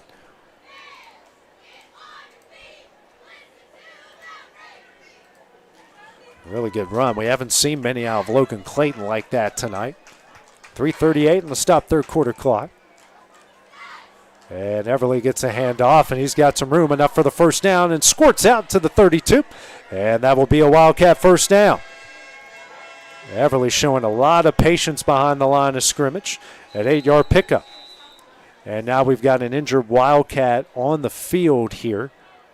So while they come out and check on him, we will take a break here on the X Sports Network. Are you looking for a non-factory job environment? Livingstone Freight Solutions is a 3PL company that began managing warehouses in Tennessee, Alabama, and Mississippi. With our multiple shifts and experienced management team, our goal is to give you, as an employee, a safe family work environment and competitive wages. We offer a wide variety of employment opportunities from forklift drivers to management level positions. We also strive to offer a competitive benefit package and PTO options. For more information or to apply, visit us at livingstonefs.com or give us a call at 931-269-3255. The Summit of Lawrenceburg is the premier senior and assisted living community in the region. The Summit makes it home for you or your loved one with diverse suites that welcome and encourage community, plus gathering spaces, neighborhoods, daily activities, and a wonderful staff that supports you every day.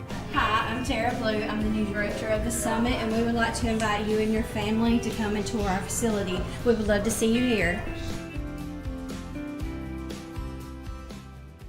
Are you looking for the perfect refrigerator? What about a new stove or washer or dryer? It only makes sense to shop at the one place that specializes in appliances, top to bottom, big or small. And that's Kelly Appliance in Lawrenceburg. Kelly Appliance is home to all major name brands, including LG. LG makes life good with a full selection of refrigerators, cooking appliances, dishwashers, microwaves, and more, including appliances made right here in Tennessee. Family owned and family operated. Stop by Kelly Appliance on Jerry Street in Lawrenceburg today. Flooring sets the tone throughout your home. For flooring that makes the right first impression, start by choosing us, Floored by Justin. A one-stop flooring destination. Our new location stands alone for unequaled customer service and selection. Owner Justin Story's mastery of custom hardwood inlays means every room can have a custom look. Discover how the right choice of hardwood, laminate, carpet, or tile can set the tone in your home. Contact Floored by Justin today.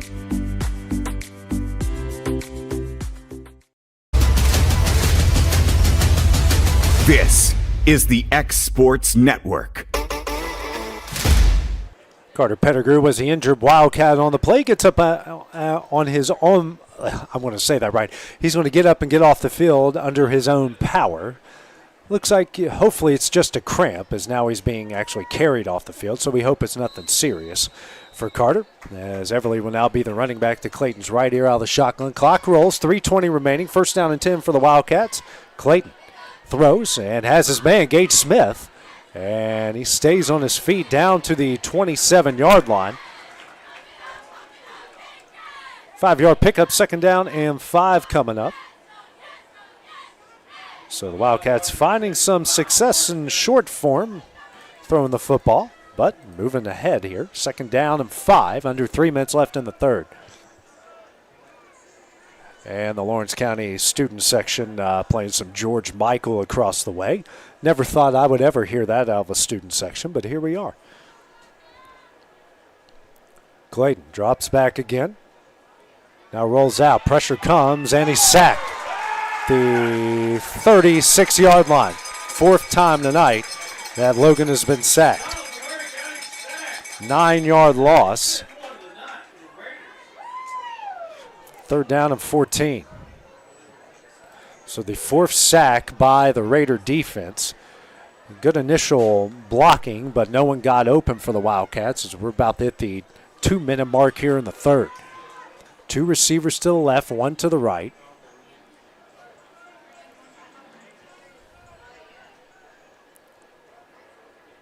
Clayton drops back. Throws deep and looking for Smith, and in and out of his hands. Dropped. Fourth down coming up. This is going to be a tough catch for Smith to make anyways. Brings up fourth down and 14. See what the Wildcats do here. Clock stops, a minute 54 left here in the third.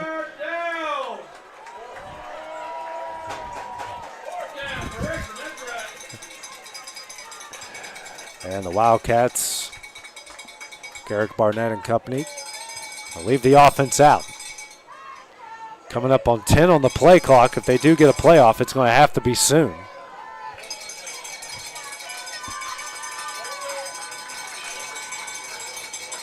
Clayton drops back, throws and hits Smith, and in and out of his hands. Good defense by Spring Hill, and they will turn it over on downs. First down and 10 for the Raiders.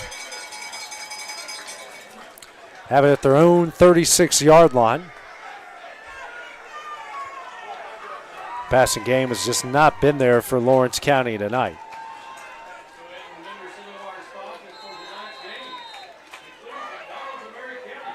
8 of 13 for 33 yards as the Raiders will bring their offense on the field.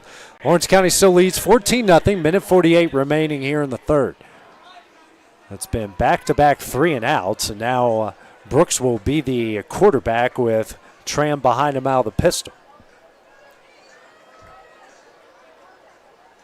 Tram with the carry up the middle and muscles his way to the 41. First carry of the night. 5-yard pickup. Second down and 5 coming up.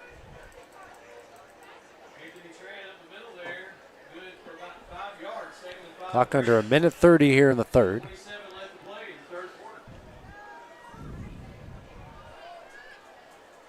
Brooks and calls his own number. Cuts up field and gets out at about the 48-yard line, and that will be enough for a Raider first down. 7-yard pickup there from Brooks.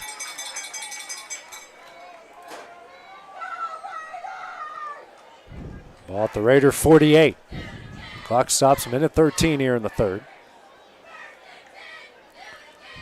Tran to Brooks' left here out of the shotgun. Calls his own number here over the left side, but Russell and Moses Holmes had him and eventually stacked up at the Wildcat 49.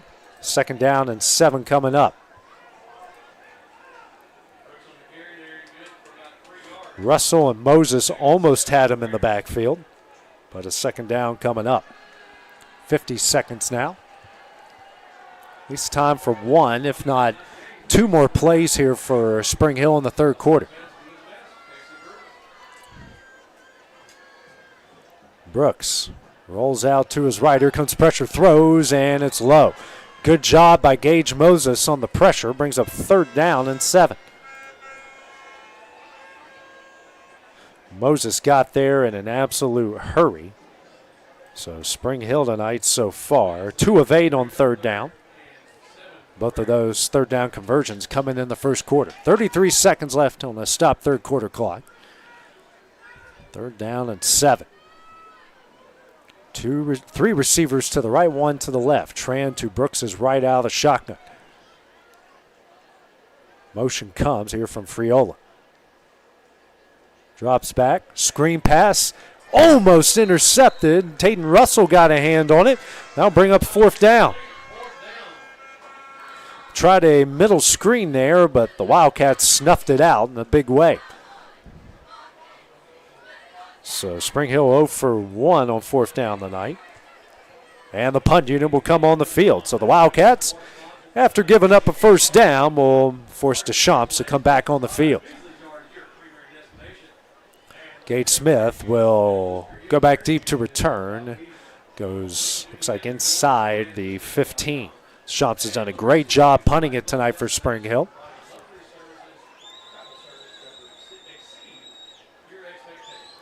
Snap back, and we might have gotten the false start, and we are.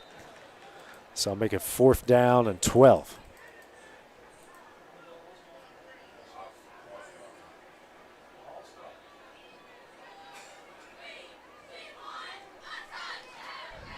Back to the Spring Hill 46.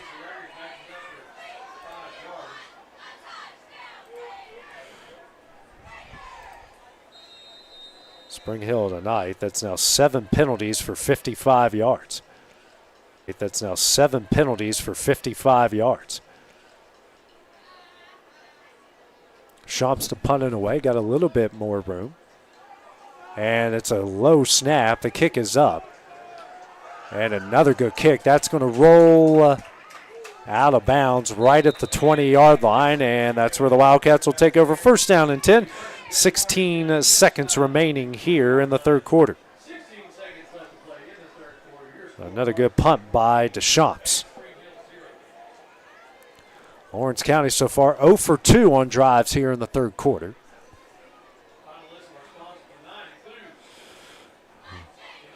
.230 yards total offense on 50 plays. A new running back into the game for Lawrence County. And it looks like that's Elijah Young, and he will power his way to the 36. Malachi Young, my apologies, 6-yard, or 26, excuse me. And that will be the end of the 3rd quarter. So, Lawrence County with a 14-0 lead. After 36 minutes of play, when we return, it will be time to start the 4th quarter. That is next on the X Sports Network. Got a dent, a ding, a scratch, or a bent fender? Major or minor, Car Country Collision Center in Leoma can fix you up. Car Country works with all insurance carriers, gives free estimates, can work on foreign and domestic vehicles, and has experience you can trust. They've been in business since 1990. Unfortunately, accidents happen, but you can get your car back on the road with as little hassle as possible with the help of Car Country. Call 931-852-4708 or stop by at 2567 Highway 43 South in Leoma. At Lawrenceburg Federal Bank, we're proud to be locally owned and operated because we're not just a bank, we're family. When you call, you'll be greeted by a friendly representative who's ready to discuss your banking needs, as well as offer our competitive rates on CDs and money market accounts. Our loan decisions are made in-house and never sold to a secondary market because our commitment is simple. You matter to us. 1st down and 10, 2nd down and 4 for the Wildcats as we start the 4th quarter, and they lead this one 14-0. And Everly going to take the direct snap. He was a quarterback. He gets upfield, has enough for the 1st down, and takes it out at around the 34-yard line, and a 1st down for Lawrence County. Everly's done a great job running the ball tonight. It's an 8-yard pickup and another Wildcat 1st down. Done the bulk of their damage on the ground tonight as they put Everly there at quarterback. Now Clayton back at quarterback. And Carter Pettigrew thankfully back into the game here for the Wildcats. Looks like that was just a cramp. Pettigrew gets a handoff up the middle and a good gainer to the 38.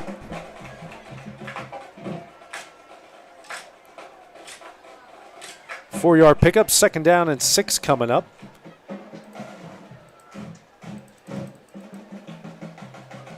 Wildcats are going to be in no hurry here. Clock rolls, 11:30 remaining.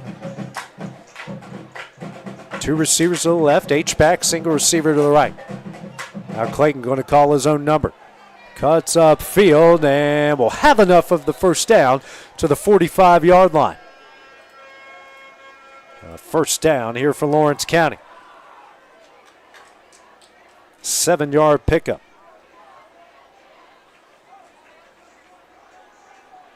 Lawrence County, their 19th 1st down of the night. Under 11 minutes left to play.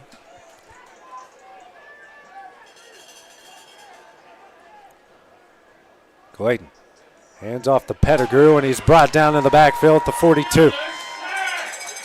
3-yard loss. Second down and 13 coming up. Haven't had many losses on running plays for Lawrence County tonight. Second down and 13 at the 42. Haven't had many negative plays at all. 2 receivers to the left, 1 to the right. H-back will stay to the left. Malachi Young back at running back. Clayton, quick throw and hits Demetrius Silva. He's stacked up at the 46-yard line. Third down and 9 coming up.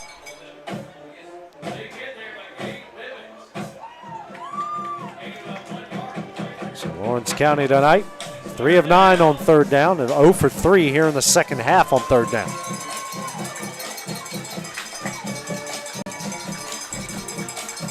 Same formation here. Young to Clayton's right out of the shotgun. Clayton, pump fakes, and he gets hit from behind. The ball is out. And a fight for the ball, and they will recover it at the 36-yard line. And that's where the Raiders will take over first down and 10. Clayton sacked from behind, lost the ball, and that's our first turnover of the night. Tried a pump fake and go.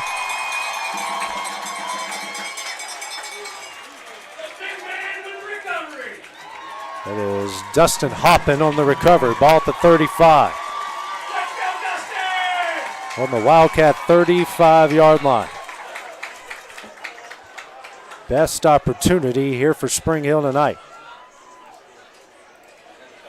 9:28 remaining. Brooks back at quarterback. He'll drop back. Pressure comes, and Everly gets him in the backfield. Brought down at the 46-yard line. Second sack of the night for Everly. Corner blitz, they never saw him coming. Second down and 21 coming up. What a great job by Zacchaeus Everly. And Brooks didn't stand a chance on that one. Under 9 minutes left to play here in the fourth. Second sack, both coming from Zacchaeus Everly. Bunch, 3 receivers to the right, single receiver to the left. Tran, the running back, the Brooks is right out of the shotgun. He'll now go in motion and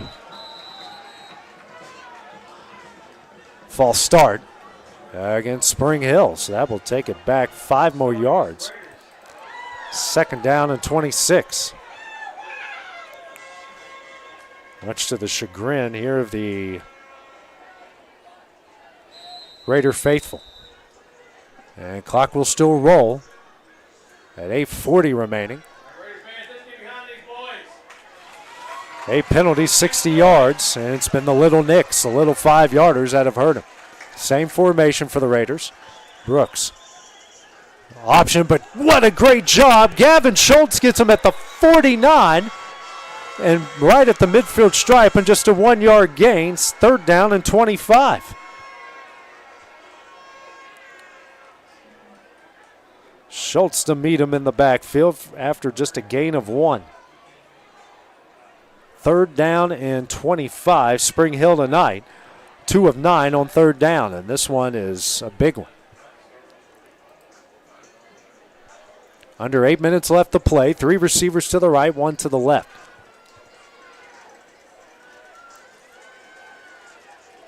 Brooks gets a snap, calls his own number, and Max Taylor for the stop at the 45-yard line.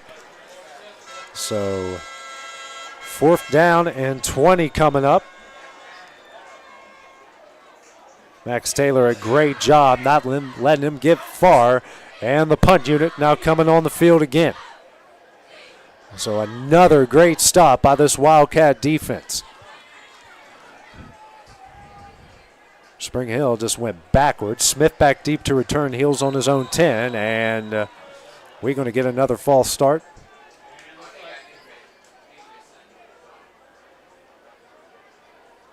And actually it's a neutral zone infraction here, or I guess a barking of a snap.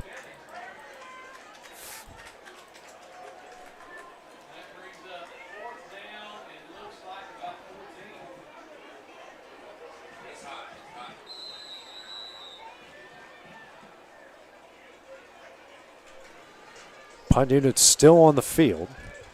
Deschamps will boot it away. This one will land and be down right at the 2-yard line. A great punt by Deschamps. He has had a bunch of great punts tonight and does it again there. So first down and 10 for the Wildcats from their own 2.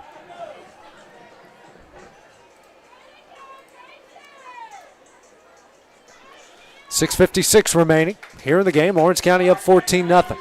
Both touchdowns coming in the second quarter for Lawrence County.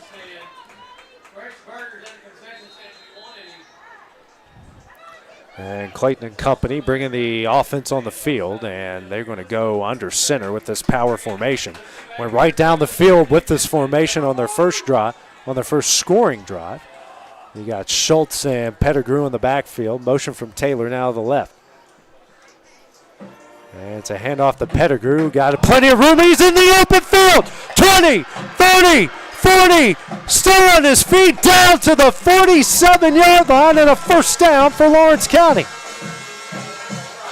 What a run by Carter Pettigrew. Right at the 47, a 45-yard pickup. Man, did Lawrence County need that one. Great blocking up front, and just stay in that formation and go to work. They will.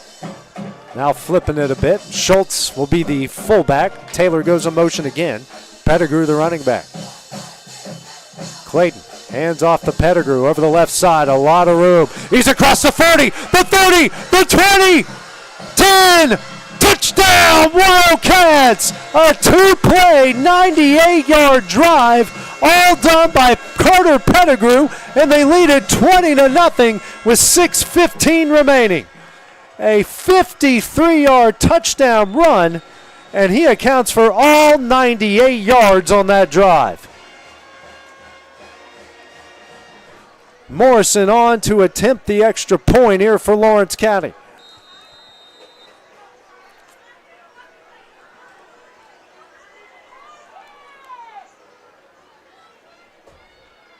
Snap back, kick is up, and the kick is good. 6:15 remaining. Lawrence County leads at 21-0. We'll have the next Raider drive when we return on the X Sports Network.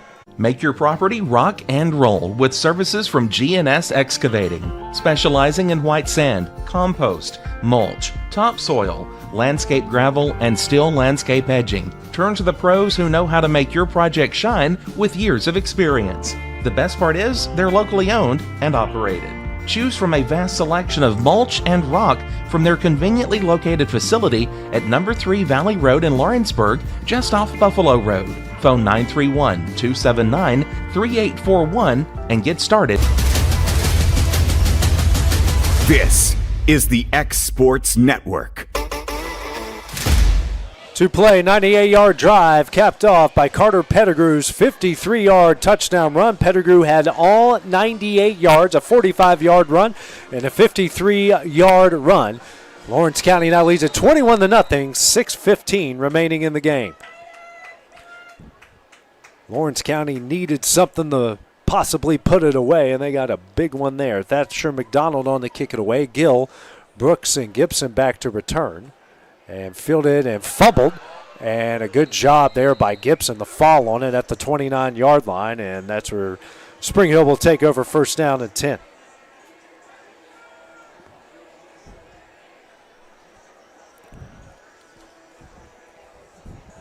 Actually, they'll give them forward progress to the 30. 6:15 remaining here in the game. Wildcats, a 3-touchdown lead, 21-0. Brooks and company bringing the offense back on the field.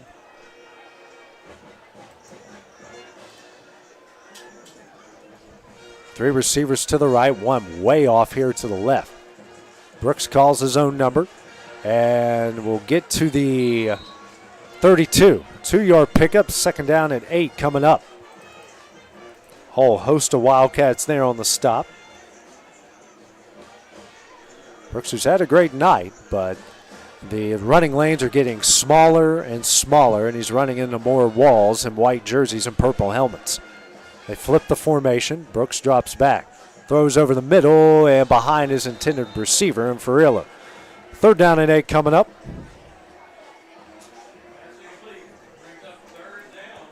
And the Raiders 2 of 10 on 3rd down tonight. Both of those conversions coming in the first quarter.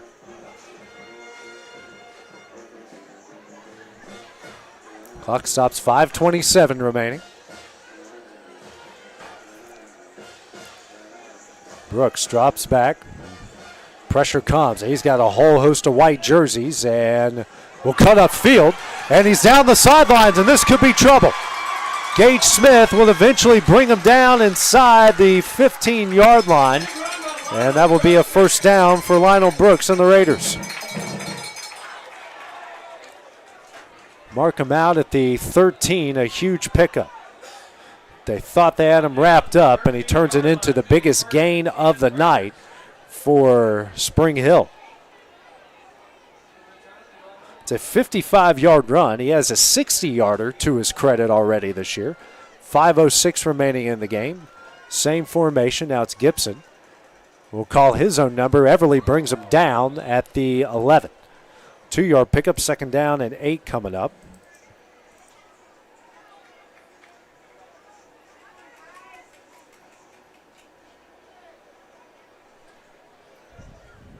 Under 5 minutes left to play. 3 to the right, 1 to the left.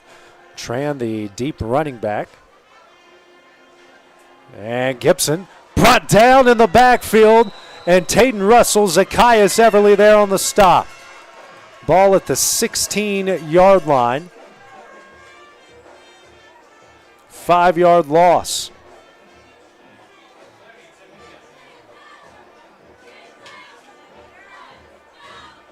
Third down and 13 coming up. And they're now just 3 of 11 on 3rd down. Spreading it out, 2 receivers each side. Brooks back at quarterback. About to hit the 4-minute mark left in the game. Looking to the sidelines. Coming up on 5 on the play clock. Brooks drops back. Pressure comes, throws into the end zone, and he makes the catch.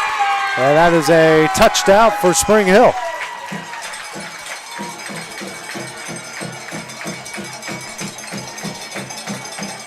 So the Raiders get on the board. Making the catch was Deshaun McLemore. 16-yard touchdown. It's 21-6. So Deshaun's on to attempt the extra point. 3:49 remaining.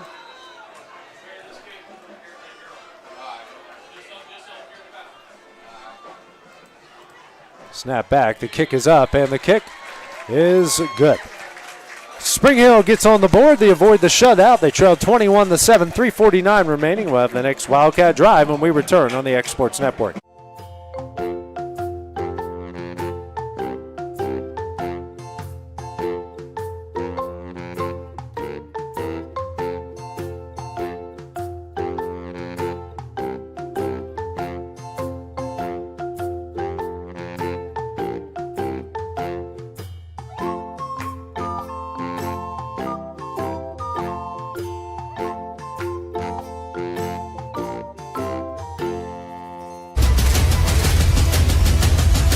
This is the X Sports Network. 6-play, 70-yard drive capped off by Lionel Brooks. 16-yard touchdown connection with Deshaun McLemore at the Deshaun's extra point. And Spring Hill's cutting to the Lawrence County lead, 21-7. 3:49 remaining here in the game.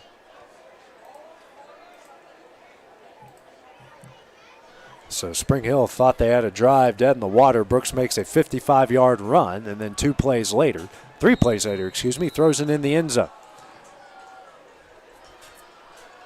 Brown and Jasper Kilburn back deep to return that ball. Everly will field it right there at the 41-yard line, and that's where the Wildcats will take over 1st down and 10. A really good job by Zacchaeus Everly after the ball hit one of the up men for Lawrence County. to fall on it and make sure nothing else happens after that. First down and 10 from their own 41, 3:46 remaining. Actually, the 42. Lawrence County has started 2 drives with delay of game penalties. Spring Hill has all 3 timeouts, so does Lawrence County, and they're going to go to this power football formation again. 10 on the play clock. Hand off here to Pettigrew over the right side, a lot of running room, and gets it down to the 49-yard line. Second down and 2 coming up.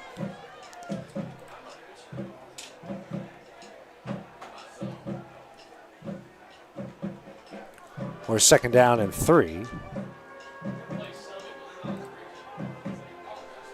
Pettigrew tonight, what a game he has had. 22 carries, 227 yards, and 2 touchdowns. The Wildcats content to bleed as much time off of this clock as they can. And now 10 on the play clock as they hurry to the line. Now 5. Clayton under center, hand off to Pettigrew. He's in the Raider territory. Add more to the 44, and that's a Wildcat first down. This offensive line and Carter Pettigrew are going to work, and Spring Hill will call their first time out with 2:54 remaining in the game. We will take that break with them here on the X Sports Network. For the best meal from south of the border, head to Cocina Real and Puente Grande for lunch and dinner. With a wide array of mouth-watering entrees, there's something for everyone on the menu. And you can't forget the cheese dip. They'll treat you like family, and you'll never leave hungry. Make Cocina Real Mexican Restaurant and Puente Grande Mexican Restaurant your choice for authentic cuisine, located in Lawrenceburg, Tennessee. This is the X Sports Network. 2:54 remaining as Spring Hill has called their first timeout of the second half as they trail Lawrence County 21-7. Wildcats have it first down and 10 from the Raider 44. Carter Pettigrew now over 240 yards rushing on 23 carries tonight. This power formation with Schultz and Max Taylor in the backfield. Clayton going to wait the last second to snap, and it does. It's Pettigrew, and he's going to get down the right side. A good stiff arm across the 35, 30, 25, and out of bounds at the 20-yard line, but we got a penalty flag on the play right in the area of holding.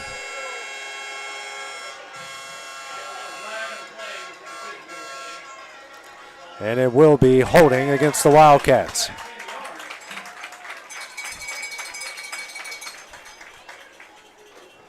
So another big Carter Pettigrew run is ruined by a penalty.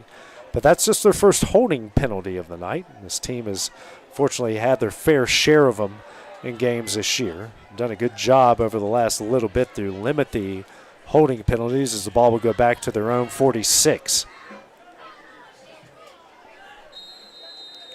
So it's first down and 20. 2:45 remaining as Pettigrew went out of bounds. If he would have stayed inbounds, the clock would be rolling here. And then you're up 2 touchdowns deep in moving towards Raider territory.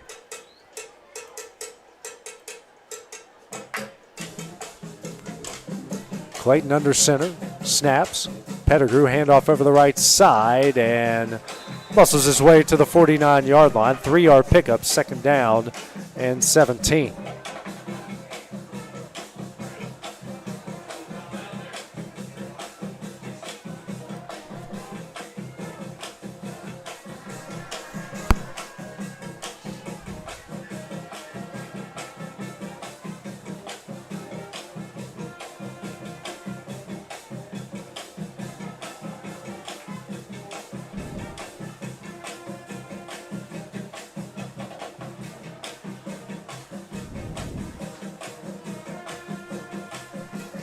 And a timeout here called by, I believe, Spring Hill with 2:39 remaining. And a timeout here called by, I believe, Spring Hill with 2:39 remaining. Just keep it here for the time being for Lawrence County. Have it second down and 17 from their own 49-yard line.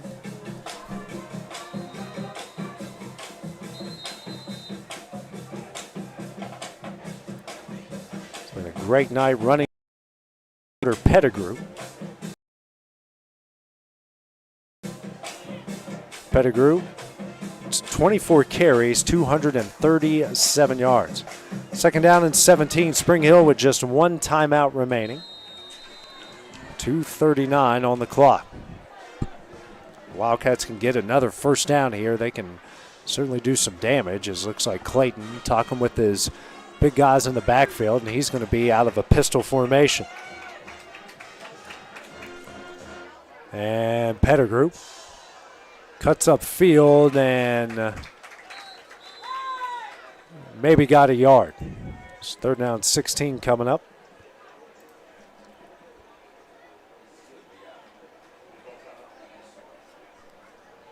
And Spring Hill is going to call their final timeout with 2:30 remaining. We'll take the break with them here on the Exports Network.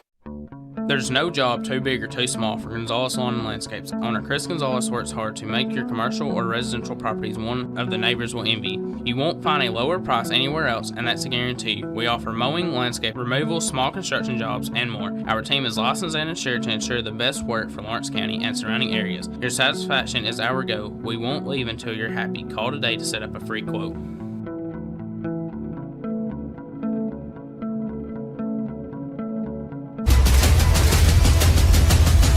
This is the X Sports Network. Spring Hill out of timeouts, 2:30 remaining here. Lawrence County with the ball, third down and 16 coming up. Leading at 21-7. Two receivers still left, one to the right with an H-back, and we're going to get a false start. Not at all what the Wildcats needed there. Another penalty.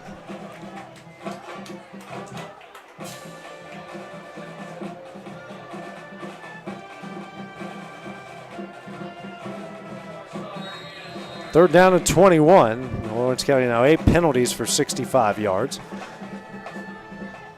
Came in averaging around 70 yards in penalties a game and around 9 contests as well. Same formation. Everly in motion. Gets the jet sweep. And he's got some room a little bit and gets in the Raider territory, tripped up at the 48-yard line. Fourth down and 14 coming up.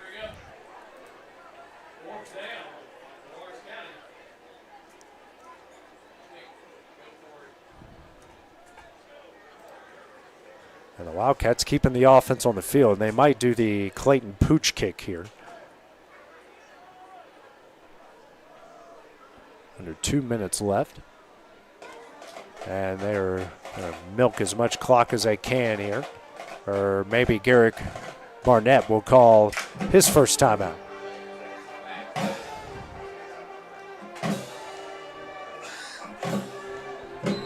And that's what Lawrence County will do. They'll call their first timeout with 1:38 remaining in the game. We will take that break with them as well on the X Sports Network. At C&B Linen, fast, friendly, and reliable service is our promise to you. Because you're not just a customer, you're family. From multi-use linen to branded floor coverings and a complete range of cleaning supplies, C&B Linen is here to make sure you have everything you need. From our high-quality products to our fast, friendly, and reliable service, you'll experience the difference with C&B Linen. Because you're not just a client, you're part of our family. You'll be winning with C&B Linen.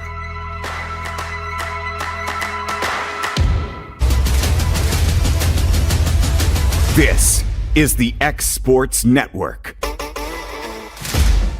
Fourth down and 14 for the Wildcats. The punt it away. 1:38 here left in the game. It'll be Logan Clayton back to punt it away. And looks like Gibson back deep to return. Snap back, kick up. A kick that lands right at the 13 and will roll and down at the 11-yard line. And that's where the Raiders will take over first down and 10. Went down the field on their last drive, but they're out of timeouts here. Lawrence County with 2 remaining.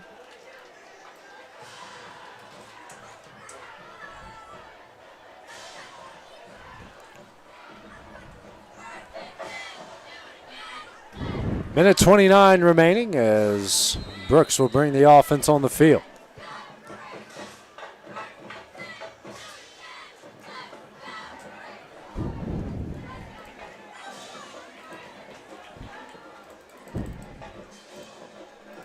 And Brooks will throw it to the right and hits his man and brought down at the 19-yard line. And down and 2 coming up.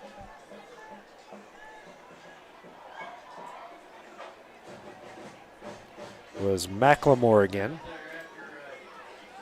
Going to work quickly here. Ball, he was in bounds. Minute left. Brooks throws over the middle and had a wide open man, but overthrew him. So 3rd down coming up.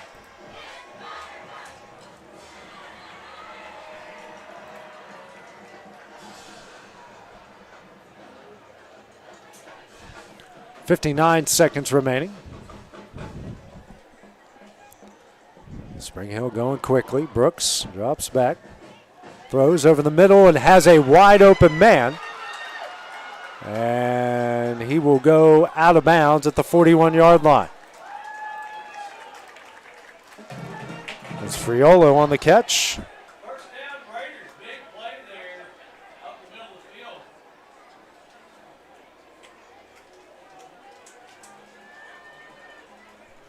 First down coming up for the Raiders. 49 seconds remaining. Brooks drops back, quick throw, and almost intercepted. In and out of the hands of the defensive back. 2nd down and 10 coming up. Wildcats were looking for their first turnover of the night and just missed it. 45 seconds remaining. Quick throw. And he's got a lot of room down the sidelines and goes out of bounds at the 15-yard line. A 1st down for Spring Hill.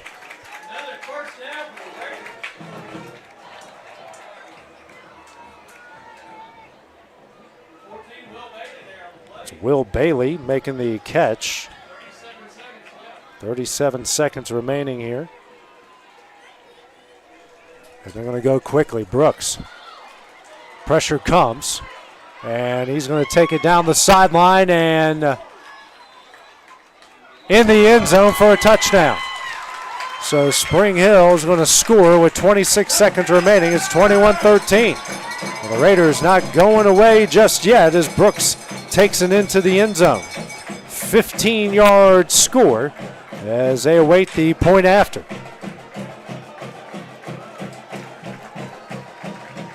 Good run there by Lionel Brooks, his 3rd rushing touchdown of the year. Shops on to attempt the extra point.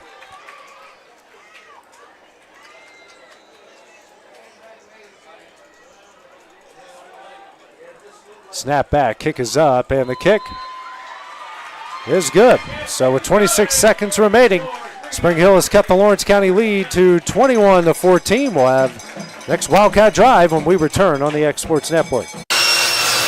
If you're looking for a company that can do it all when it comes to building, look no further than Tenakee Properties. From new home builds to remodels and commercial projects, our contractors work hard to give your space a new life from planning to finishing touches. Whether it's new interiors or dirt work, they see your big picture without forgetting the small details. In the market for a new home, they partnered with Freeman Development to bring new homes to the Oak Hill subdivision of Lawrenceburg. That's Tenakee Properties, licensed and insured. Call today or visit Tenakee.com.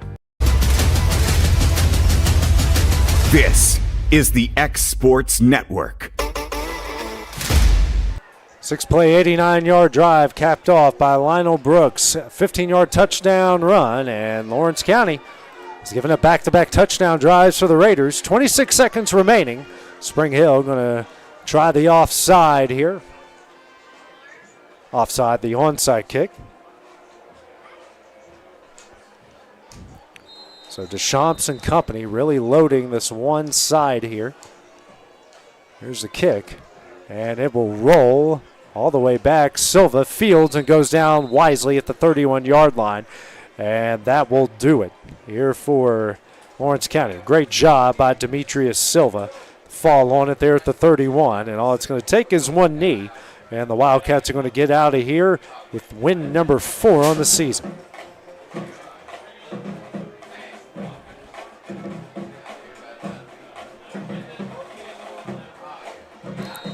So Clayton bringing the offense back on the field. 24 seconds remaining. Takes a knee.